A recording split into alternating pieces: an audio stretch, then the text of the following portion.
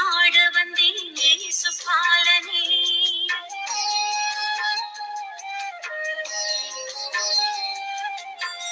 தாலாட்டு பாட வந்தேன் இயேசு பாலனே. எம்மை தாய் போல காக்க வந்த இயேசு பாலனே. என் பாவம் போக்க வந்த இயேசு பாலனே. என் வாழ்வை மாற்ற வந்த இயேசு பாலனே. எம்மோடு வாழ வந்த செல்ல மகனே யாராரோ. எம்மோடு வாழ வந்த செல்ல மகனே யாராரோ.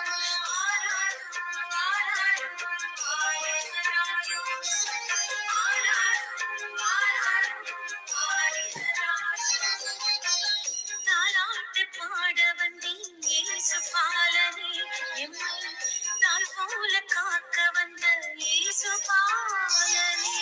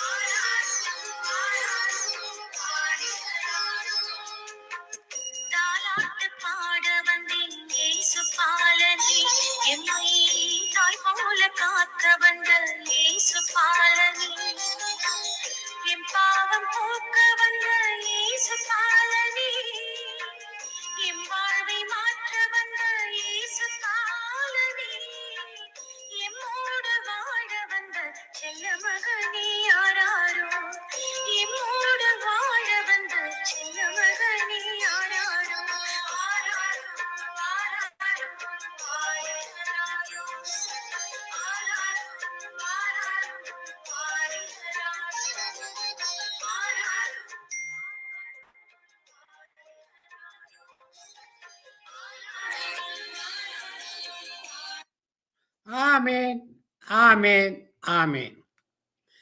சங்கம வானொலியின் வார்த்தைகளின் வெளிச்ச நேரம். இந்த வார்த்தையின் வெளிச்ச நேரம் ஒவ்வொரு செவ்வாய்க்கிழமையும் 4 மணியிலிருந்து 7 மணி வரை தொடர்ந்து நடைபெற்றுக் கொண்டு வருகின்றது. இந்த வார்த்தையின் வெளிச்சத்திலே அநேகர் கேட்டு ஆசீர்வாதத்தை பெற்றுக் கொள்கிறார்கள். கர்த்தருக்கு ஸ்தோத்திரம்.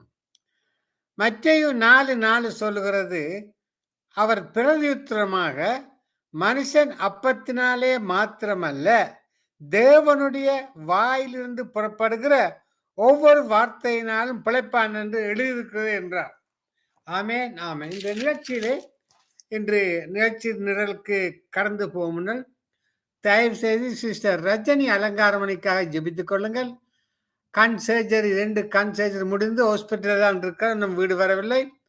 சுகம் பெற வர பாரத்தோடு கண்ணீரோடு ஜெபியுங்கள். அது மட்டுமல்ல, ஜோன் போல் ஆனந்த் அவர் கூட சர்ஜரி கண்ணில் கற்றா சர்ஜரி செய்திருக்கிறார். அவருக்காக ஜெபித்துக் கொள்ளுங்கள். 2 ஊழியக்காரருக்காக பாரப்பட்டு ஜெபியுங்கள். காரணம், வார்த்தையை கொடுக்குற ஊழியக்காரர்கள் தாழ்ந்த கொடுக்குற பிள்ளை. எனவே அவர்களுக்காக ரஜினி அலங்காரமணிக்காக, ஜோன் போல் ஆனந்துக்காக ஜெபித்துக் கொள்ளுங்கள். நாங்கள் நிகழ்ச்சிகளுக்கு கடந்து செல்வோம். இன்றைய நாளிலே 3ஆம் தேதி பிப்ரவரி மாதம் 26ஆம் தேதி ஆரம்ப ஜெபம். இந்த வார்த்தைகளின் வெளிச்சத்திலே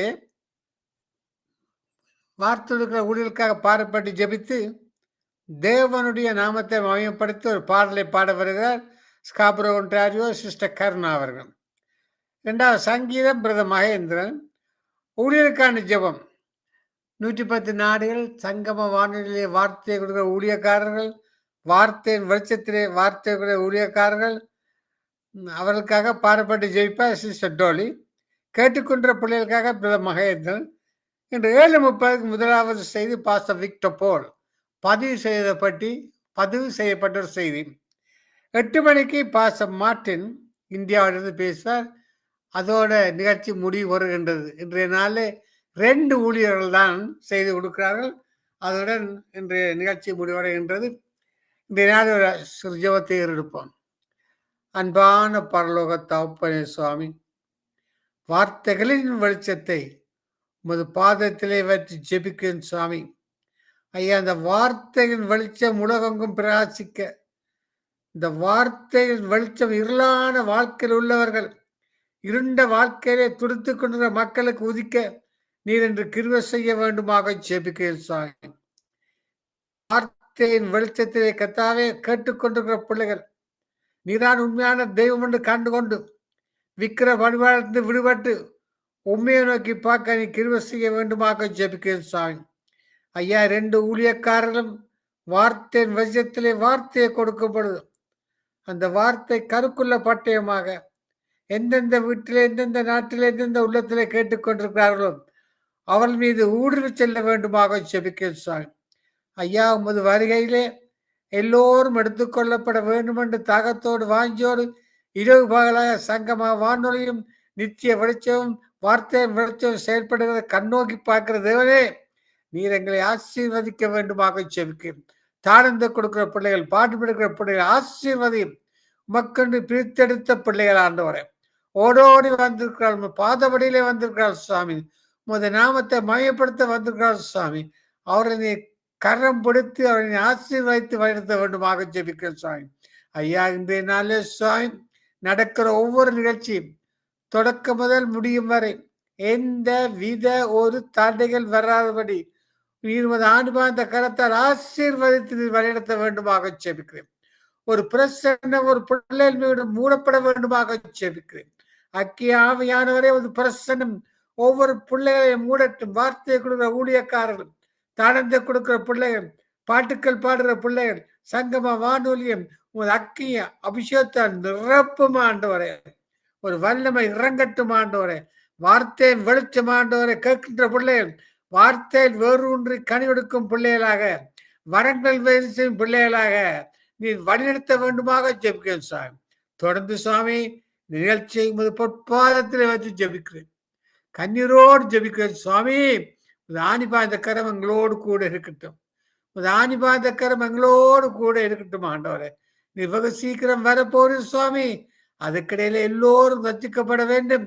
உமது வருகையில எல்லோரும் எடுத்துக்கொள்ளப்பட நான் கையிட்டு செய்யும் ஒவ்வொரு காரியங்களையும் நீர் ஆசீர்வதித்து நீர் வழிநடத்த வேணுண்டு. எல்லாம் வல்ல இயேசு கிறிஸ்துவின் அதிகாரமுள்ள நாமத்தினாலே ஜெபிக்கிறேன் பரமபிதாவே. ஆமென், ஆமென்.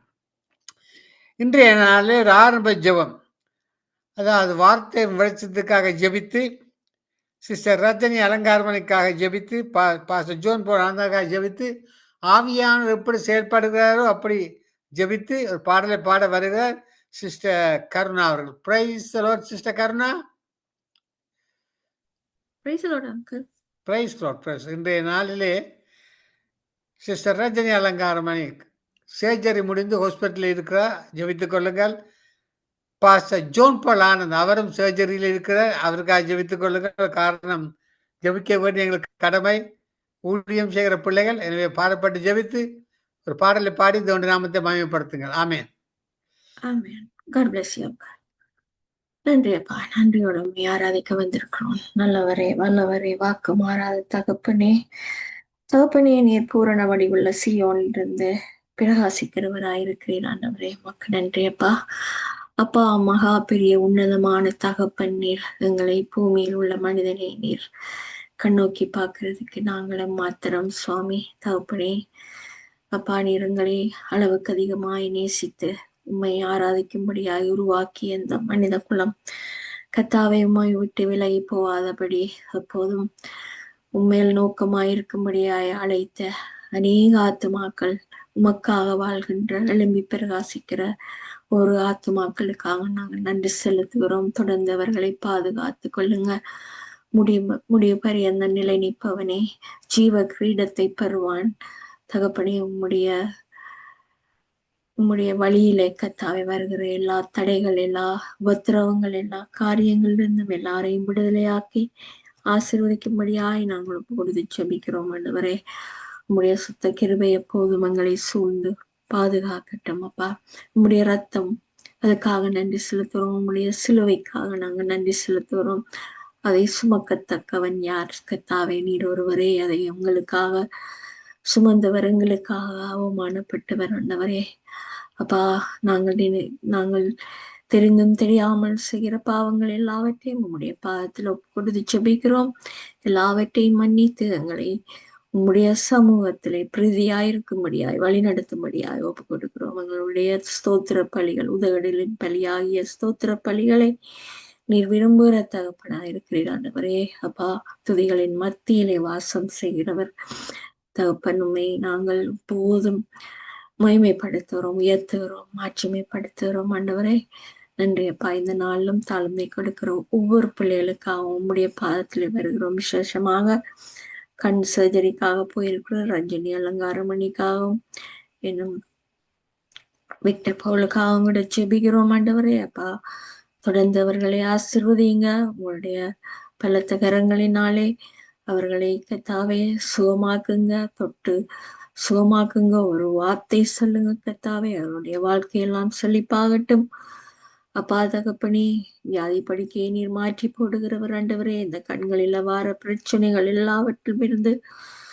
கர்த்தர் நீர் இதுவரை பாதுகாத்த தகப்பனே, இனி வரும் காலங்களில் அவர்களை பாதுகாத்து வழிநடத்துங்க, தேவைகளை சந்தித்தருளுங்க அப்பா. தகப்பனே, ஊழிய பாதையில கர்த்தாவே எல்லா காரியங்களும் உம்முடைய உதவியும் ஒத்தாசையும் இருக்கும்படியாய் நாங்கள் ஜெபிக்கிறோம்.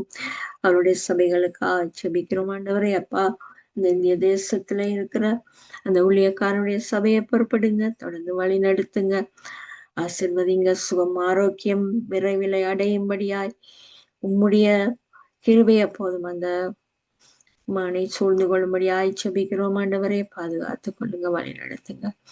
இன்னும் கர்த்தாவே, டோலிக்கா ஜெபிக்கிறோம், ஸ்வாலங்காக்கா ஜெபிக்கிறோம். உடைய ஊழியத்தை செய்கிற பிள்ளைகளை நீர் எப்போது நிறைக்கிற தகப்பனாயிருக்கிறீர். ஆண்டவரே, அவருடைய குடும்ப காரியங்களை நீர் அறிவீர் கர்த்தாவே. தேவைகள் எல்லாவற்றையும் சந்தித்து வழி நடத்தும்படியாய் ஆசீர்வதிக்கும்படியாய் நாம் ஒப்பு கொடுத்து ஜெபிக்கிறோம்.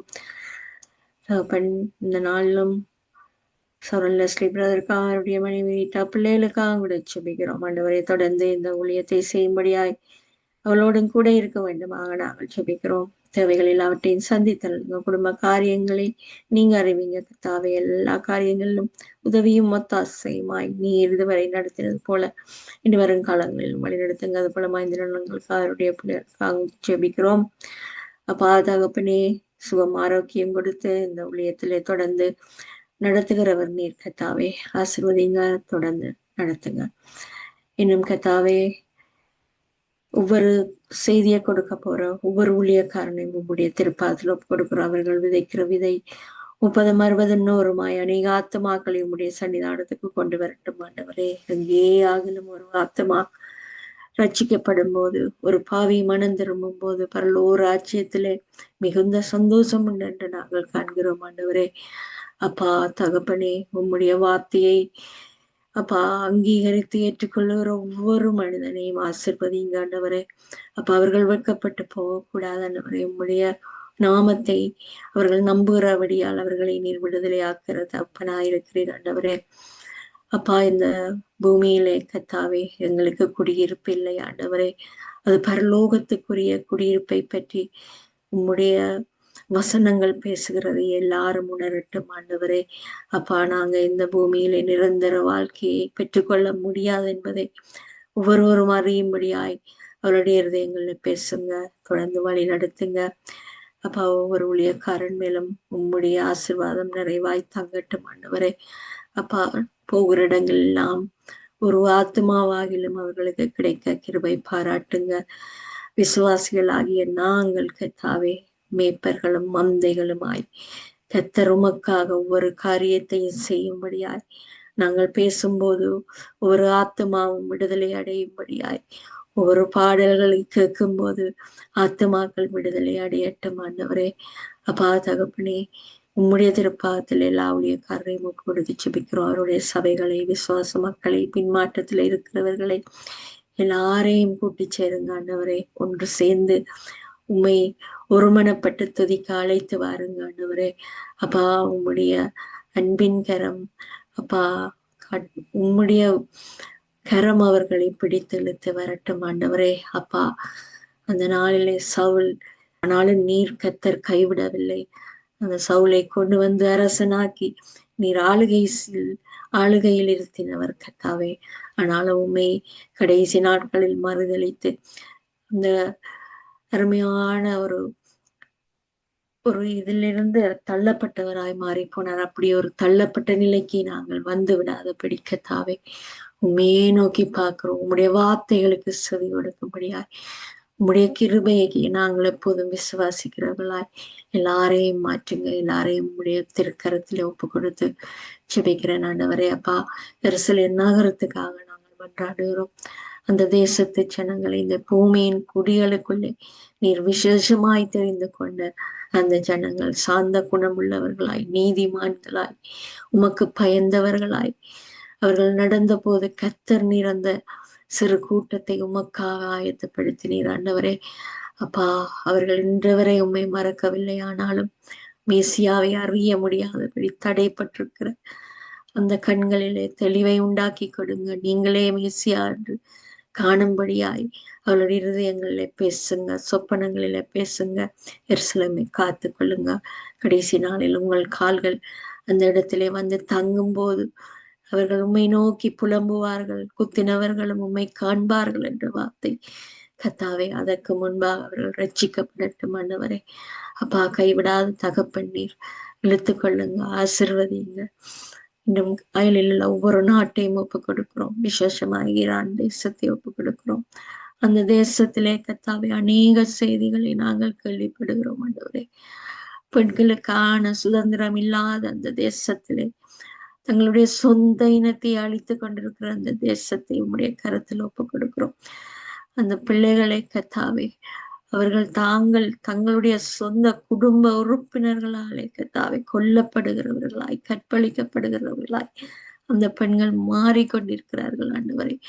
அப்பா ஒவ்வொருவரையும் பேராக ஒப்பு கொடுக்கிறோம். ஒவ்வொரு பெண்ணுடைய வாழ்க்கையும் சீரழித்து கொண்டிருக்கிற அந்த சமுதாயத்தில் இருந்து விடுதலையாக்கும்படியாய் ஒப்பு கொடுத்து செபிக்கிறோம் ஆண்டவரே. நினைத்தருளுங்க ஆண்டவரே, பேராக நினைத்தருளுங்க. நீர் காண்கிற தகப்பன் எல்லாம் சிருஷ்டிகள் யாவும் உங்களுடையது என்று சொன்னீங்களே ஆண்டவரே.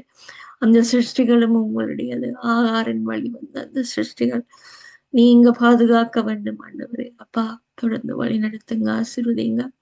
காசா மக்களை ஒப்புக்கொடுக்கிறோம் ஆண்டவரே.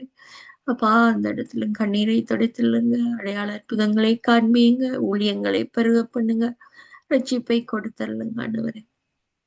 எல்லா பாதுகாப்பும் உம்முடைய திருக்கரத்தில் உண்டு. உம்மை காண முடியாதபடி கட்டப்பட்டிருக்கிற அந்த கண்களை, மூளைச்சலவை செய்யப்படுகிற அந்த தேசங்களை கத்தர் நீர் பாதுகாத்துக் கொள்ளும்படியாய் ஒப்புக் கொடுக்கிறோம். உம்முடைய பிதாவின் வலது பார்சத்தில் நீர் பரிந்து பேசுகிறது போல நாங்களும் இடத்திலே பரிந்து பேசுகிறோம் ஆண்டவரே. அப்பா, தொடர்ந்து வழி நடத்துங்க. நீர் எல்ரோயா இருந்து காண்கிற தகப்பன் ஆண்டவரே. தகப்பனே, உம்முடைய திருப்பாதத்தில் ஒப்புக் கொடுக்கிறோம். இன்னும் கத்தாவே, போதை வஸ்துகளுக்கு அடிமையாகிற பிள்ளைகளை ஒப்புக் கொடுக்கிறோம். அப்பா, அந்த அடிமைத்தனத்தின் நிமித்தம் தங்களுடைய குடும்பங்களை அவர்கள் மறந்து விடுகிறவர்களாய் இருக்கிறார்கள் ஆண்டவரே. பிள்ளைகளை மறந்து விடுகிறவர்களாய் இருக்கிறார்கள். அப்பா, பாதுகாத்து கொள்ளுங்க அந்த குடும்பத்தை. நீர் ஒரு நல்ல சமுதாயத்தை உருவாக்கும்படியாய் இந்த பூமியிலே ஒவ்வொரு குடும்பமாய், தாயாய், தகப்பனாய், பிள்ளைகளாய் நீங்க உருவாக்கினீங்க. அதை எல்லாவற்றையும் உடைத்து இந்த சாத்தானுடைய அடிமைத்தனத்துக்குள்ளாக கடந்து போகிற இந்த போதை வஸ்துக்கள் இருந்து விடுதலையாக்கும்படியாய் நாங்கள் ஒப்பு கொடுத்து செபிக்கிறோம். அப்பா, இன்னுமாக சிறையில் இருக்கிறவர்கள், அறியாமை செய்த தவறுகளினால் தண்டிக்கப்படுகிறவர்களுக்கு உம்முடைய சுவிசேஷம் அந்த கதவுகளுக்கு கூட உள்ளே செல்லட்டும். அவர்களுக்கு ரட்சிப்பை காண்பிக்கட்டும். அது போல வைத்தியசாலைகள் தங்களுடைய நோய்களினாலே அலைக்கடிக்கப்படுகிற ஒவ்வொரு பிள்ளைக்கும் உம்முடைய சத்தியம் கடந்து போகட்டும், ரட்சிப்பை காண்பிக்கட்டும், விடுதலையாக்கட்டும் ஆண்டவரே. தொடர்ந்து கத்தாவே, கனடா தேசத்துக்காக நன்றி செலுத்துகிறோம். இந்த தேசத்திலே கத்தாவே நீர்தான் எங்களுடைய பாதுகாப்பு ஆண்டவரே. அழுகை செய்கிறவர்களை ஒப்புக் கொடுக்கிறோம் ஆண்டவரே. ஞானத்தினாலே, நீதியினாலே நிரப்புங்க, இரக்கத்தினாலே நிரப்புங்க ஆண்டவரே. அப்பா, உமக்கு எதிராக எந்த பாவங்கள் செய்திருந்தாலும் நீர் எல்லாரையும் மன்னித்து இழுத்துக் கொள்ளுகிறவர் ஆண்டவரே. அவர்கள் எல்லாரையும் உம்முடைய திருக்கரத்தில் ஒப்புக் கொடுக்கிறோம். ஆளுகை செய்கிறவர்கள், காவல் அதிகாரிகளாய் இருக்கிறவர்கள், எல்லாருக்கும் நீதியின் நியாயத்தையும் கற்பிக்கிறவர் நீர் கத்தாவே. தொடர்ந்து நடத்துங்க, ஆசீர்வதிங்க. இலங்கை தேசத்தை ஒப்புக் கொடுக்கிறோம். அந்த தேசத்திலே அநேக ஆத்துமாக்கள் ரட்சிப்புக்காக காத்திருக்கும் போது கத்தர் நீர் அந்த இடத்திலே ரட்சிப்புக்காக ஊழியங்களை பெருக பண்ணுங்க. தொடர்ந்து வழி நடத்துங்க, ஆசீர்வதிங்க. அப்பா, இந்த உலகத்திலே நாங்கள் ஒன்றும் கொண்டு வந்ததில்லை, நாங்கள் போகும்போது ஒன்றும் கொண்டு போவதில்லை ஆண்டவரே. இந்த உலகம் அப்பா அழிவுக்கு முன்பாக போய்கொண்டிருக்கிறது ஆண்டவரே. அப்பா, இறுதி நாளிலே கத்தாவே இது தீயினால் வெந்து போகும் என்ற அந்த வார்த்தை கத்தாவே ஒவ்வொரு தேசமும் ஆயத்தமாகி கொண்டிருக்கிறது. அதற்கு முன்பாக, இந்த மரணத்துக்கு முன்பாக எல்லாரும் ரட்சிக்கப்பட உம்முடைய சன்னிதானத்துக்கு வந்து சேர உம்மை விசுவாசிக்க கத்தாவே கிருபை பாராட்டுங்க. அவர்கள் செய்வது இன்னதென்று அறியாது செய்கிறார்கள் என்று நீர் சிலுவையிலே மன்னித்தது போல மன்னிக்கும்படியாய் ஒப்பு கொடுத்து எல்லாம் வல்ல இயேசு கிறிஸ்து இனிய பார்த்து வச்சு ஜெபிக்கிறேன் நல்ல பிதாவே. ஆமென், ஆமென். எல் ஷடாய், எல் ஷடாய், நீர் சர்வ வல்லவரே. எல் ஷடாய், எல் ஷடாய், நீர் சர்வ வல்லவரே. உம்மால் எல்லாம் ஆகும். எல் ஷடாய், உம்மால் எல்லாம் ஆகும். L Shaddai, L Shaddai, L Shaddai, நீர் சர்வ வல்லவரே. மனிதனால் ஆகாதது உம்மால் ஆகும். உம்மால் ஆகாதது ஒன்றும் இல்லை. மனிதனால் ஆகாதது உம்மால் ஆகும். உம்மால் ஆகாதது ஒன்றும் இல்லை. உம்மால் எல்லாம் ஆகும். எல் ஷடாய், உம்மால் எல்லாம் ஆகும். எல் ஷடாய், எல் ஷடாய், ஷடாய் நீர் சர்வ வல்லவரே. அகிலம் படைத்தவர் நீர்தானே, அகிலம் ஆள்பவர் நீர்தானே, அகிலம் படைத்தவர் நீர்தானே, அகிலம் ஆள்பவர் நீர்தானே. உம்மால் எல்லாம் ஆகும் எல் ஷடாய், உம்மால் எல்லாம் ஆகும் L Shaddai, L Shaddai, L Shaddai நீர் சர்வ வல்லவரே. உமது சத்தத்தால் பூமி அதிரும், உமது பிரசன்னத்தால் மலைகள் உருகும், உமது சத்தத்தால் பூமி அதிரும், உமது பிரசன்னத்தால் மலைகள் உருகும். உம்மால் எல்லாம் ஆகும் எல் ஷடாய், உம்மால் எல்லாம் ஆகும் L Shaddai, L Shaddai, L Shaddai நீர் சர்வ வல்லவரே. எல் ஷடாய், எல் ஷடாய் நீர் சர்வ வல்லவரே. Praise the Lord. ஆமென், ஆமென். நன்றி சிஸ்டர் கருணா. நீங்கள் ஆவியானால் ஏவப்பட்டு எல்லாருக்காக பாரப்பட்டு ஜெபித்தீர்கள். அது மட்டுமல்ல, எல் ஷடாய் நீ சர்வ வல்லவர் என்ற அருமையான ஒரு பாடல், நல்ல கருத்துள்ள பாடல், இனிமையான பாடலை பாடி இதனுடைய நாமத்தை மயப்படுத்தினீர்கள். கர்த்தர் உங்களையும் உங்கள் ஊழியங்கள் இந்த கையெழுத்து செய்யும் காரியங்கள் அனைத்தையும் தேவன் அபரிவிதமாக ஆசீர்வதிப்பாராக. ஆமென், ஆமென். ஆமென். அப்படியே உங்களையும் ஆசீர்வதிப்பாராக. இதுவரை நேரமும் வார்த்தைகளின் வெளிச்சத்துக்காக ஜெபித்து ஒரு பாடலை பாடிய சகோதரி சிஸ்டர் கருணா ஸ்காப்ரோ ஒன்றாரியோ. தொடர்ந்து சங்கீதம் கலையத்திலிருந்து இந்த சங்கீதம் 96 பழைய ஏற்பாடு 730 பக்கம். சங்கீதம் 96 பழைய ஏற்பாடு 730 பக்கம். கர்த்தருக்கு புதுப்பாட்டை பாடுங்கள், பூமியின் குடிகளே எல்லோரும் கர்த்தரை பாடுங்கள். கர்த்தரை பாடி அவருடைய நாமத்தை சோஸ்தரித்து நாளுக்கு நாள் அவருடைய இரட்சிப்பை சுவிசேஷமாய் அறிவியுங்கள். ஜாதிகளுக்குள் அவருடைய மகிமையும் சகல ஜனங்களுக்குள்ளும் அவருடைய அதிசயங்களை உயர்த்தி சொல்லுங்கள். கர்த்தர் பெரியவரும் மிகவும் சோஸ்தரிக்கப்பட்டவருமாயிருக்கிறார். எல்லா தேவர்களிலும் பயப்படத்தக்கவர் அவரே. சகல ஜனங்களுடைய தேவர்களும் விக்கிரகங்கள் தானே. கர்த்தரோ வானங்களை உண்டாக்கினார். மகிமையும் கனமும் அவர் சமூகத்தில் இருக்கிறது. வல்லமை மகத்துவம் அவர் பரிசுத்த தரத்தில் உள்ளது. ஜனங்களின் வம்சங்களே, கர்த்தருக்கு மகிமையும் வல்லமையை செலுத்துங்கள். கர்த்தருக்கு அதை செலுத்துங்கள். கர்த்தருக்கு அவருடைய நாமத்துக்குரிய மகிமையை செலுத்தி காணிக்கையில கொண்டு வந்து அவருடைய பிரகாரங்கள் பிரவேசியுங்கள். பரிசுத்த அலங்காரத்துடனே கர்த்தரை தொழுது கொள்ளுங்கள். புலோகத்தாரே, நீங்கள் யாவரும் அவருக்கு முன்பாக நடுங்குங்கள். கர்த்தர் ராஜரீகம் பண்ணுகிறார். ஆயால் பூச்சக்கரம் அசையாதபடி உறுதிப்பட்டிருக்கும். அவர் ஜனங்களை நிதானமாய் நியாயத்தீர்ப்பார் என்று ஜாதகக்குள்ளே சொல்லுங்கள். வானங்கள் மகிழ்ந்து பூமி பூரிப்பாகி சமுத்திரம் அது நிறைவும் முழங்குவதாக. நாடும் அதுள்ள யாவும் களி கூறுவதாக. அப்பொழுது கர்த்தருக்கு முன்பாக காட்டு விருட்சங்கள் எல்லாம் கம்பியிருக்கும். அவர் வருகிறார். அவர் பூமியை நியாயந்திக்க வருகிறார். அவர் பூலோகத்தை நீதியோடும் ஜனங்களை சத்தியத்தோடும் நியாயந்திப்பார். ஆமேன், ஆமேன், ஆமேன். தொடர்ந்து ஊழியருக்கான ஜெபம்.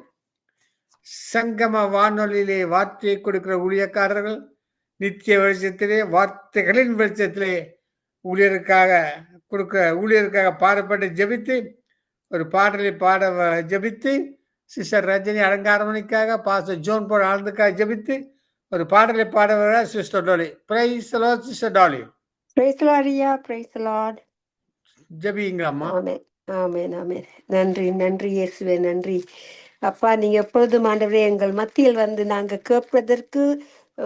கேட்பதற்கு முதலே எங்களுக்கு நீங்க ஜீவிக்கிறீங்க. அப்படி உங்களுடைய பிரச்சனத்தை நாங்க இப்பொழுது உணரக்கூடியதாக உங்களுடைய அன்பில் மூழ்கி உங்களோட வசனத்தின்படி ஜீவிப்பதற்கு தந்த இந்த மகா பிரிதான கிருபைக்கு நன்றி செலுத்துறேன். அப்பா, உங்களோட வாக்குத்தத்தம் கூறுகிறது ஆண்டவரே, உங்களோட வாக்குத்தத்தம் ஒருபோதும் ஒளிந்து போவதில்லை. அதுக்காக நன்றி செலுத்துறேன். நீர் உண்மையுள்ள தகப்பன். எழும்பி பிரகாசி, உன் ஒளி வந்தது, கர்த்தருடைய மகிமை உன்மேல் உதித்தது. ஆமென் ஆண்டவரே. உங்களோட வெளிப்படுத்தலையும் உங்களோட அழைப்பையும் கொடுத்த இந்த ஊழியக்காரர்களை உங்களோட கரத்துல ஒப்பு கொடுக்கிறேன் ஆண்டவரே. அப்பா, சங்கமம் வானொலி நித்திய வெளிச்சத்துல ஒளியாக வந்து எங்களுக்குள்ள ஆண்டவரே நீங்க உங்களோட ஒளியை பிரகாசித்து எங்களுக்குள்ள நீங்க ஜீவிக்க தந்த அந்த பரிசுத்தமான ஆவிக்கு நன்றி செலுத்துறேன். வரப்போற ஒவ்வொரு ஊழியக்காரன் கூட சித்தத்தின்படி நடத்துங்க அப்பா. பாஸ்டர் பால் ஆனனுக்காண்டி வருகிற ஆண்டவரே, அவங்க கேட்ராக்ட் சர்ஜரி செய்துட்டு இருக்கிறார்கள் ஆண்டவரே. நீங்க பலவீனம் உள்ள நேரம் பலனை கொடுக்கிற தகப்பன், அதுக்காண்டி நன்றி செலுத்துறப்பா. இன்னும் உங்களோட வல்லமையும் உங்களோட பலனை சத்துவத்தையும் கொடுக்கும்படி ஜெபிக்கிறேன் அப்பா. அவங்க பலவீனமா இருக்கும் பொழுது ஆண்டவரே, உங்களுடைய பலன் அவர்களுக்கு நீங்க அதிகமாக கொடுக்க வல்லவரா இருக்கிறீங்க. அவங்க இரத்த கோட்டைக்குள்ள மறைத்து வைங்க அப்பா. அவங்க வீக்கான நேரங்கள்ல பலவீன நேரங்கள்ல ஆண்டவரே உங்களோட கரம் அங்க கூட இருந்து அப்பா, நீங்க இன்று மட்டும் காத்த தகப்பன் இனிமேலும் காக்க வல்லவரா இருக்கிறீங்க. நீ உயிரோடு இருக்கும் நாளெல்லாம் ஒருவனும் உனக்கு முன்பாக எதிர்த்து நிற்பதில்லை. நான் மோசேயோடு இருந்தது போல உன்னோடும் இருப்பேன். நான் உன்னை விட்டு விலகுவதும் இல்லை, உன்னை கைவிடுவதும் இல்லை என்று சொன்ன வாக்குத்தத்தின்படி இன்று மட்டும் காத்த தகப்பன் இனிமேலும் பாஸ்டரை காக்க வல்லவரா இருக்கிறீங்க. இரத்த கோட்டைக்குள்ள மறைச்சி வைங்க அப்பா. எந்த விதமான ஆபத்தும் வராதவனமாக இன்று வரையும் காத்து வந்த தகப்பனே எமக்கு நன்றி அப்பா. நீங்க எங்களை அடைக்கலமான தகப்பனா இருக்கிறபடியா நன்றி அப்பா. இந்நேரம் நீங்க அவர்களை காத்து அவர்களை புதிதான பலனையும் சத்துவத்தையும் கொடுத்து வழிநடத்த வல்லவரா இருக்கிறீங்க. உங்களோட வெற்றி கொடி பிடித்து இன்னும் அதிகமாக உங்களுடைய வெளிப்படுத்தலை பாஸ்டர் கொடுத்து அநேகருக்கு இன்னும் அதிகமாக சாட்சியாக வச்சிருக்க போறபடியா நன்றி செலுத்துறேன். உங்களோட நாம மட்டுமே மகிமைப்படுவதற்காக அவர்களை ஆண்டவரே உங்கள் இரத்த கோட்டைகள் மறைத்து வைத்து ஆசீர்வதிக்கும்படியா ஜபிக்கிறேன். இப்போ ஒரு ரஞ்சினி அலங்காரமணிக்காண்டி வருகிறேன் அப்பா. அவர்கள் இன்னும் ஹாஸ்பிட்டலில் இருக்கிறாங்க. இருந்தாலும் ஆண்டவரே உங்களோட சித்தத்தின்படி நீங்க அழைத்த ஊழியக்காரங்க ஒரு நாலு ஆண்டவரே வழி தப்பி போகாத வண்ணமாக நீங்க காத்து வந்த உங்களோட சிறகுகளின் கீழே அணைத்து காத்து வந்த உங்களோட அன்புக்கு நன்றி செலுத்துறேன் அப்பா. நீங்க பெரியவர், எங்களுக்குள்ள உலகத்தில் இருப்பவர்களையும் பார்க்க உங்களுக்குள் இருக்கிறவர் பெரியவர். அதற்கான நன்றி செலுத்தின ஆண்டவரே. நன்றி, நன்றி, நன்றி. இப்பொழுது ஆண்டவரே பலவீனத்தின் நிமித்தம் அவர்களை அங்கு வைத்திருக்கிறார்கள். இருந்தாலும் அப்பா 1000-10,000 பேர் உங்க பக்கம் விழுந்தாலும் உங்களோட ஏஞ்சல்ஸ் அனுப்பி ஆண்டவரே நீங்க அவர்களை காத்து இரத்த கோட்டைகளை மறைத்து வைத்து இன்னும் பலப்படுத்தி உங்களுக்கு அதிகமாக சாட்சியாக நிலைநிறுத்தி வைக்க போற கிருபைகளுக்கான நான் நன்றி செலுத்துறேன் இயேசுவே. என்ன விதமான தடைகள் அங்கே இருந்தாலும் யாவற்றையும் இயேசுவின் நாமத்தின் மூலம் அத்தட்டுகிறேன். அந்த உடம்புல ஆண்டவரை ஒரு விதமான இன்ஃபெக்ஷனும் இல்லாத வண்ணமாக இரத்த கோட்டைகளை மறைத்து வைங்க. உங்களோட ஊழியக்கார பிள்ளைகளை நீங்க ஒரு போதும் கைவிட மாட்டீங்க. அதுக்கான நன்றி செலுத்துறேன் அப்பா. ஒரு பெரிதான சாட்சியாக சங்கமம் வானொலி நித்திய வெளிச்சத்துல வந்து உங்களோட வார்த்தையை பகிர்ந்து கொடுத்து உங்களுக்கு ஆண்டவரே ஒரு சாட்சியாக நீங்க நிலைநிறுத்தி வைக்க போற கிருபைகளுக்கு நன்றி செலுத்துறேன். உங்களோட நாம மட்டுமே மகிமைப்படுவதாக அப்பா. நாம் ஆராதிக்கும் தேவன் நம்மை தப்புவிப்பார். பவுலும் சீலாம் சிறைச்சாலையில் இருந்து ஜபிக்கும் பொழுது ஆண்டவரே அந்த துதிகள் மூலமாக அற்புதம் நடந்தது. அந்தபடி அப்பா இப்பொழுதும் பிரதர்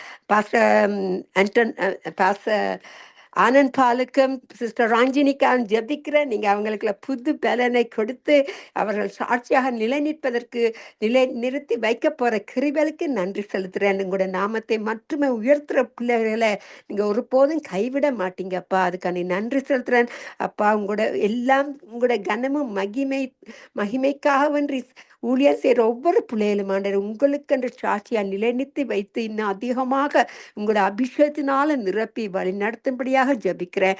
வரப்போற ஒவ்வொரு ஊழியக்காரங்களோட இரத்த கொட்டைகளை வைத்துக் கொள்ளுங்க. இன்றைக்கு ஒரு புதிதான வெளிப்படுத்துறது மூலமாக யாவரையும் ஆண்டவரே நீங்க புதிதான வெளிப்படுத்தலை கொடுத்து உங்களுடைய அன்பின் மூலமாக அனைத்து எங்களுக்கு அப்பா புதிதான வார்த்தையை பகிர்ந்து கொடுக்க போற ஒவ்வொரு ஊழியக்காரங்களையும் ஆசீர்வதிக்கும்படியா ஜபிக்கிறேன் அப்பா. நன்றி சாப்பனே, நன்றி ஆண்டவரே. நேற்றும் இன்று மாறாதரே நீங்க ஜீவனுள்ள தேவனாக எங்கள் மத்தியில் இருந்த எங்களுக்கு நானே ஜீவன் அப்பம் என்று கூறியபடி எங்களுக்குள்ள ஜீவனுள்ள தேவனா இருக்கிற கிருபைகளுக்கு நன்றி. உங்களோட நாம மட்டுமே மகிமைப்படுவதாக என்று கூறி யாவரையும் உங்களோட இரத்த கோட்டைகளை மறைத்து வைத்து உங்களோட யாவரையும் ஆசீர்வதிக்கும்படியாக ஜபிக்கிறேன். உங்களோட நாமத்தை மட்டுமே உயர்த்துவதற்கு தந்த இந்த மகா பெரிதான அன்புக்கு நன்றி செலுத்துகிறேன்.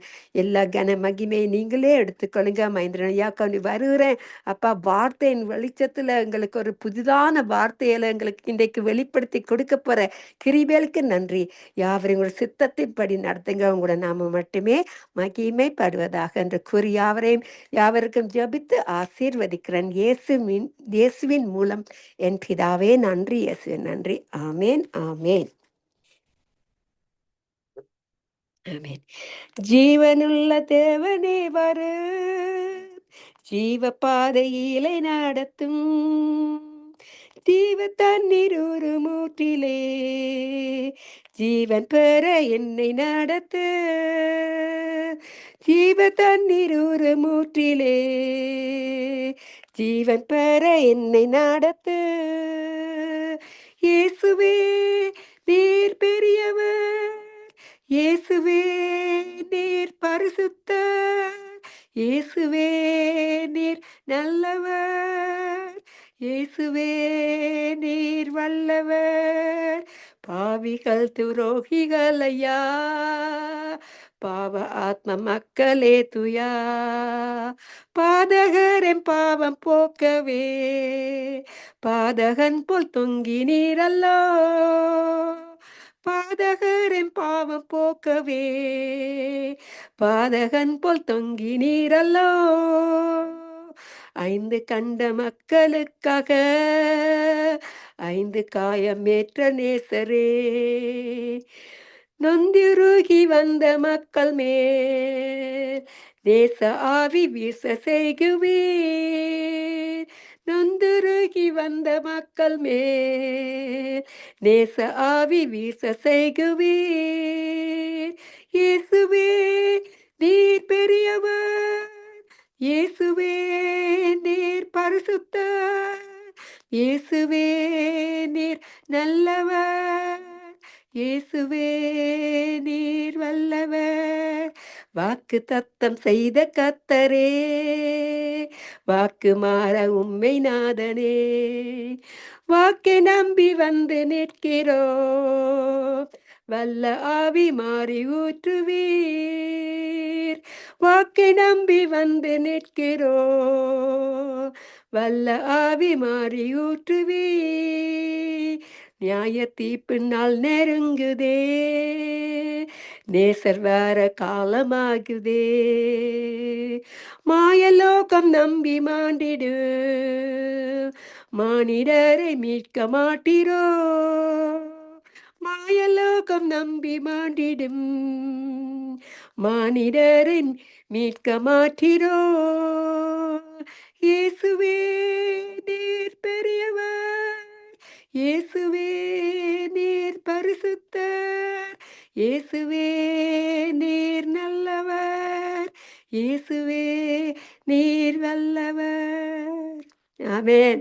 அவர் நல்லவரும் பரிசுத்தவரும் போதுமானவரா எங்களுடைய ஜீவியத்தில் எங்களை வழிநடத்தி கொண்டு வர மகா பெரிதான பரிசுத்தமான ஆவிக்கும் அந்த வெள்ளமே இருந்த கருத்துக்கும் நான் நன்றி செலுத்தி யாவரையும் இயேசுவின் நாமத்தின் மூலம் ஜபித்து ஆசீர்வதிக்கிறேன். இயேசுவின் மூலம் என் பிதாவே. நன்றி இயேசுவே, நன்றி. ஆமேன் ஆமேன் ஆமேன் ஐயா. ஆமேன் ஆமேன். நன்றி சிஸ்டர் டோலி. ஜபித்தீர்கள், பாடுறீர்கள், தேவனுடைய நாமத்தை மகிமைப்படுத்துகிறீர்கள். கர்த்தர் உங்களை ஆசீர்வதிப்பாராக.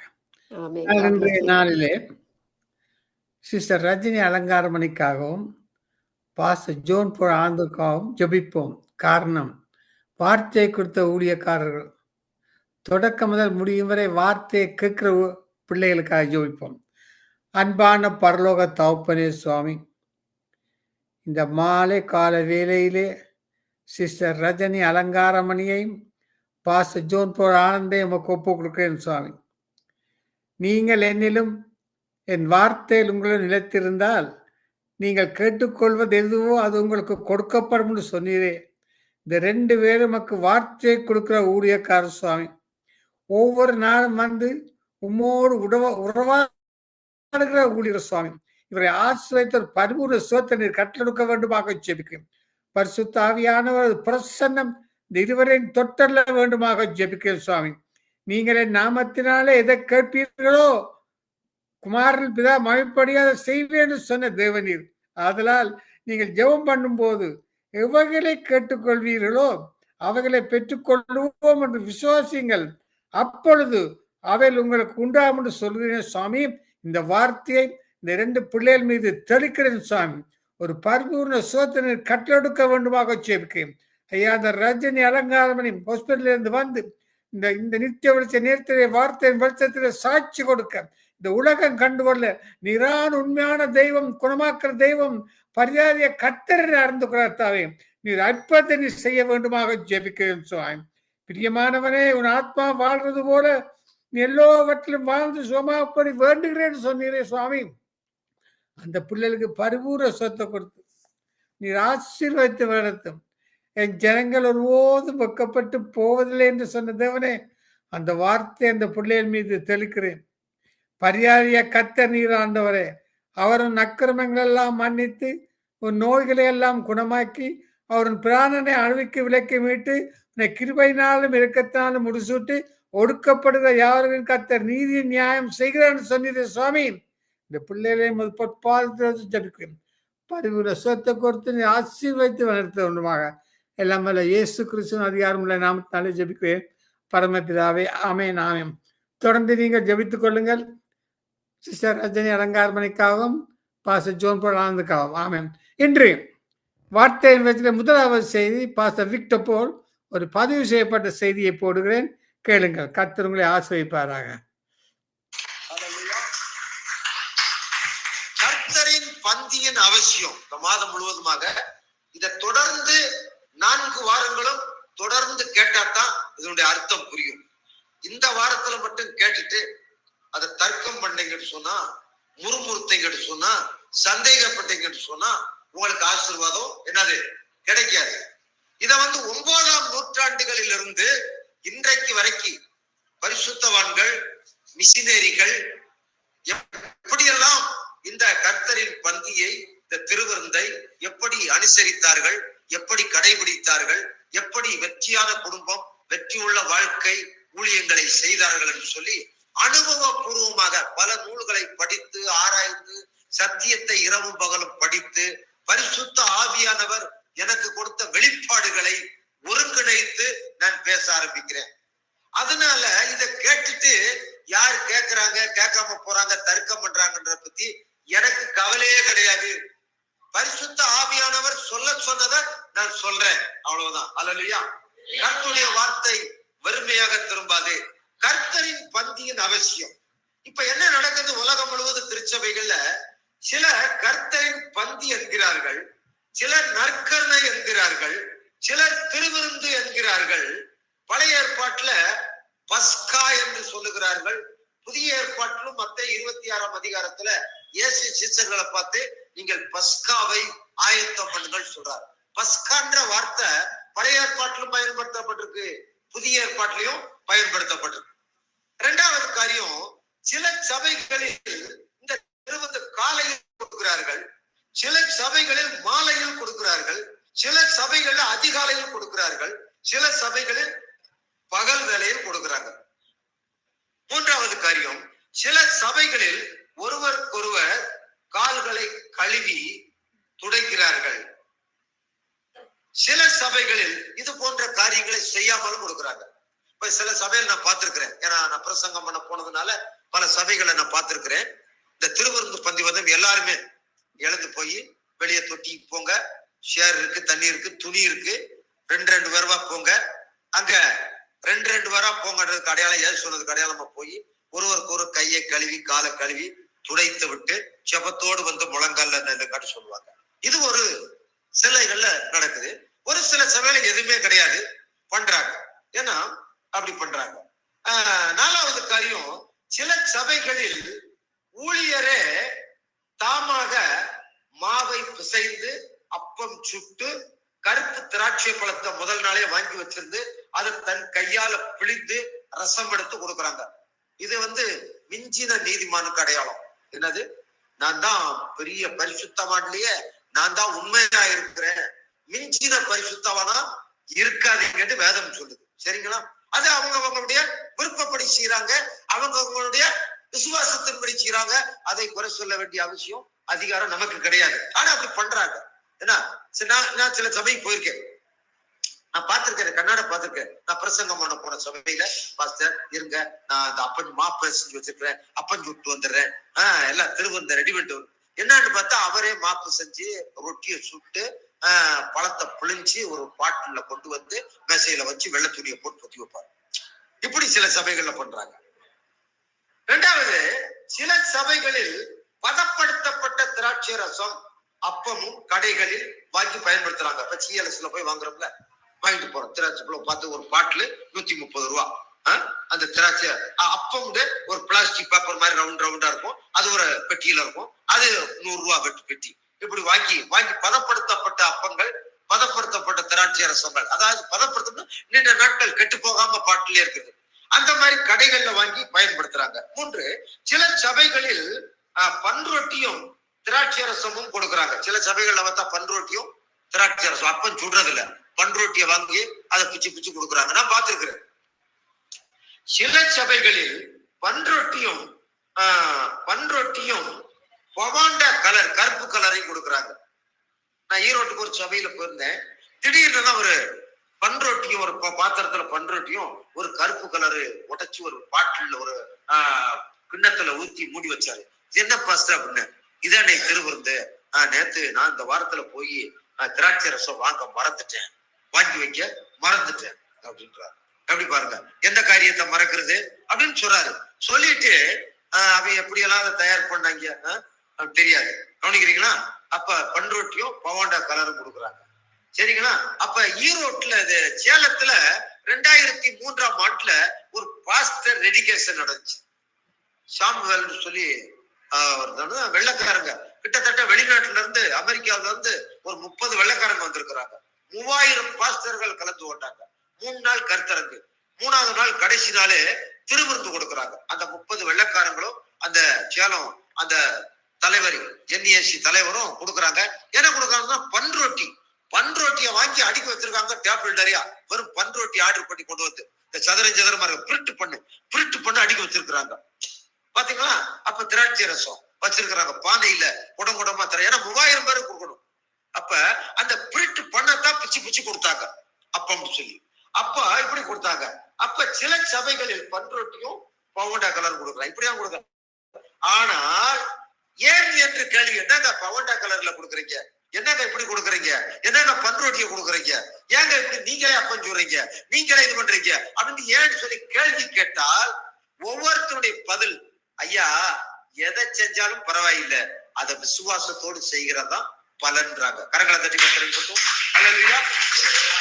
ஏன்னா காணாவூர் கல்யாணத்துல பச்சை தண்ணீரை திராட்சமா மாட்டினார்ல, பன்ரொட்டிய விசுவாசமா இயேசுவின் சரீரமா விசுவாசிக்கணும், பவாண்டா கலரை இயேசுவின் ரத்தமா விசுவாசிக்கணும். நீ எப்படி விசுவாசிக்கிறீங்களோ அதுதான் உங்களுக்கு பலிக்கும்னு சொல்லி பதில் சொல்லிடுறாங்க. இப்படி சொன்ன பிறகு வாய் பேச முடியுமா?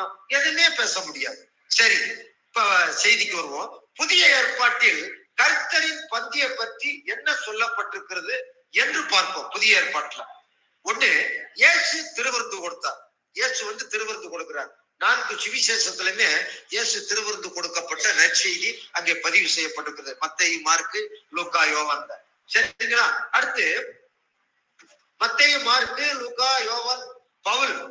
1 கொரிந்தியர் 11ல பவுல் 5 நபர்கள் திருவிருந்தை பத்தி எழுதியிருக்கிறாங்க. அவங்க திருவிருந்து கொடுத்தாங்களா கொடுக்கலையான்னு நமக்கு தெரியாது. பவுல்லாம் சபைகளை கட்டி இருக்கிறாரு. ஆனா கண்டிப்பா கொடுத்திருப்பாங்க.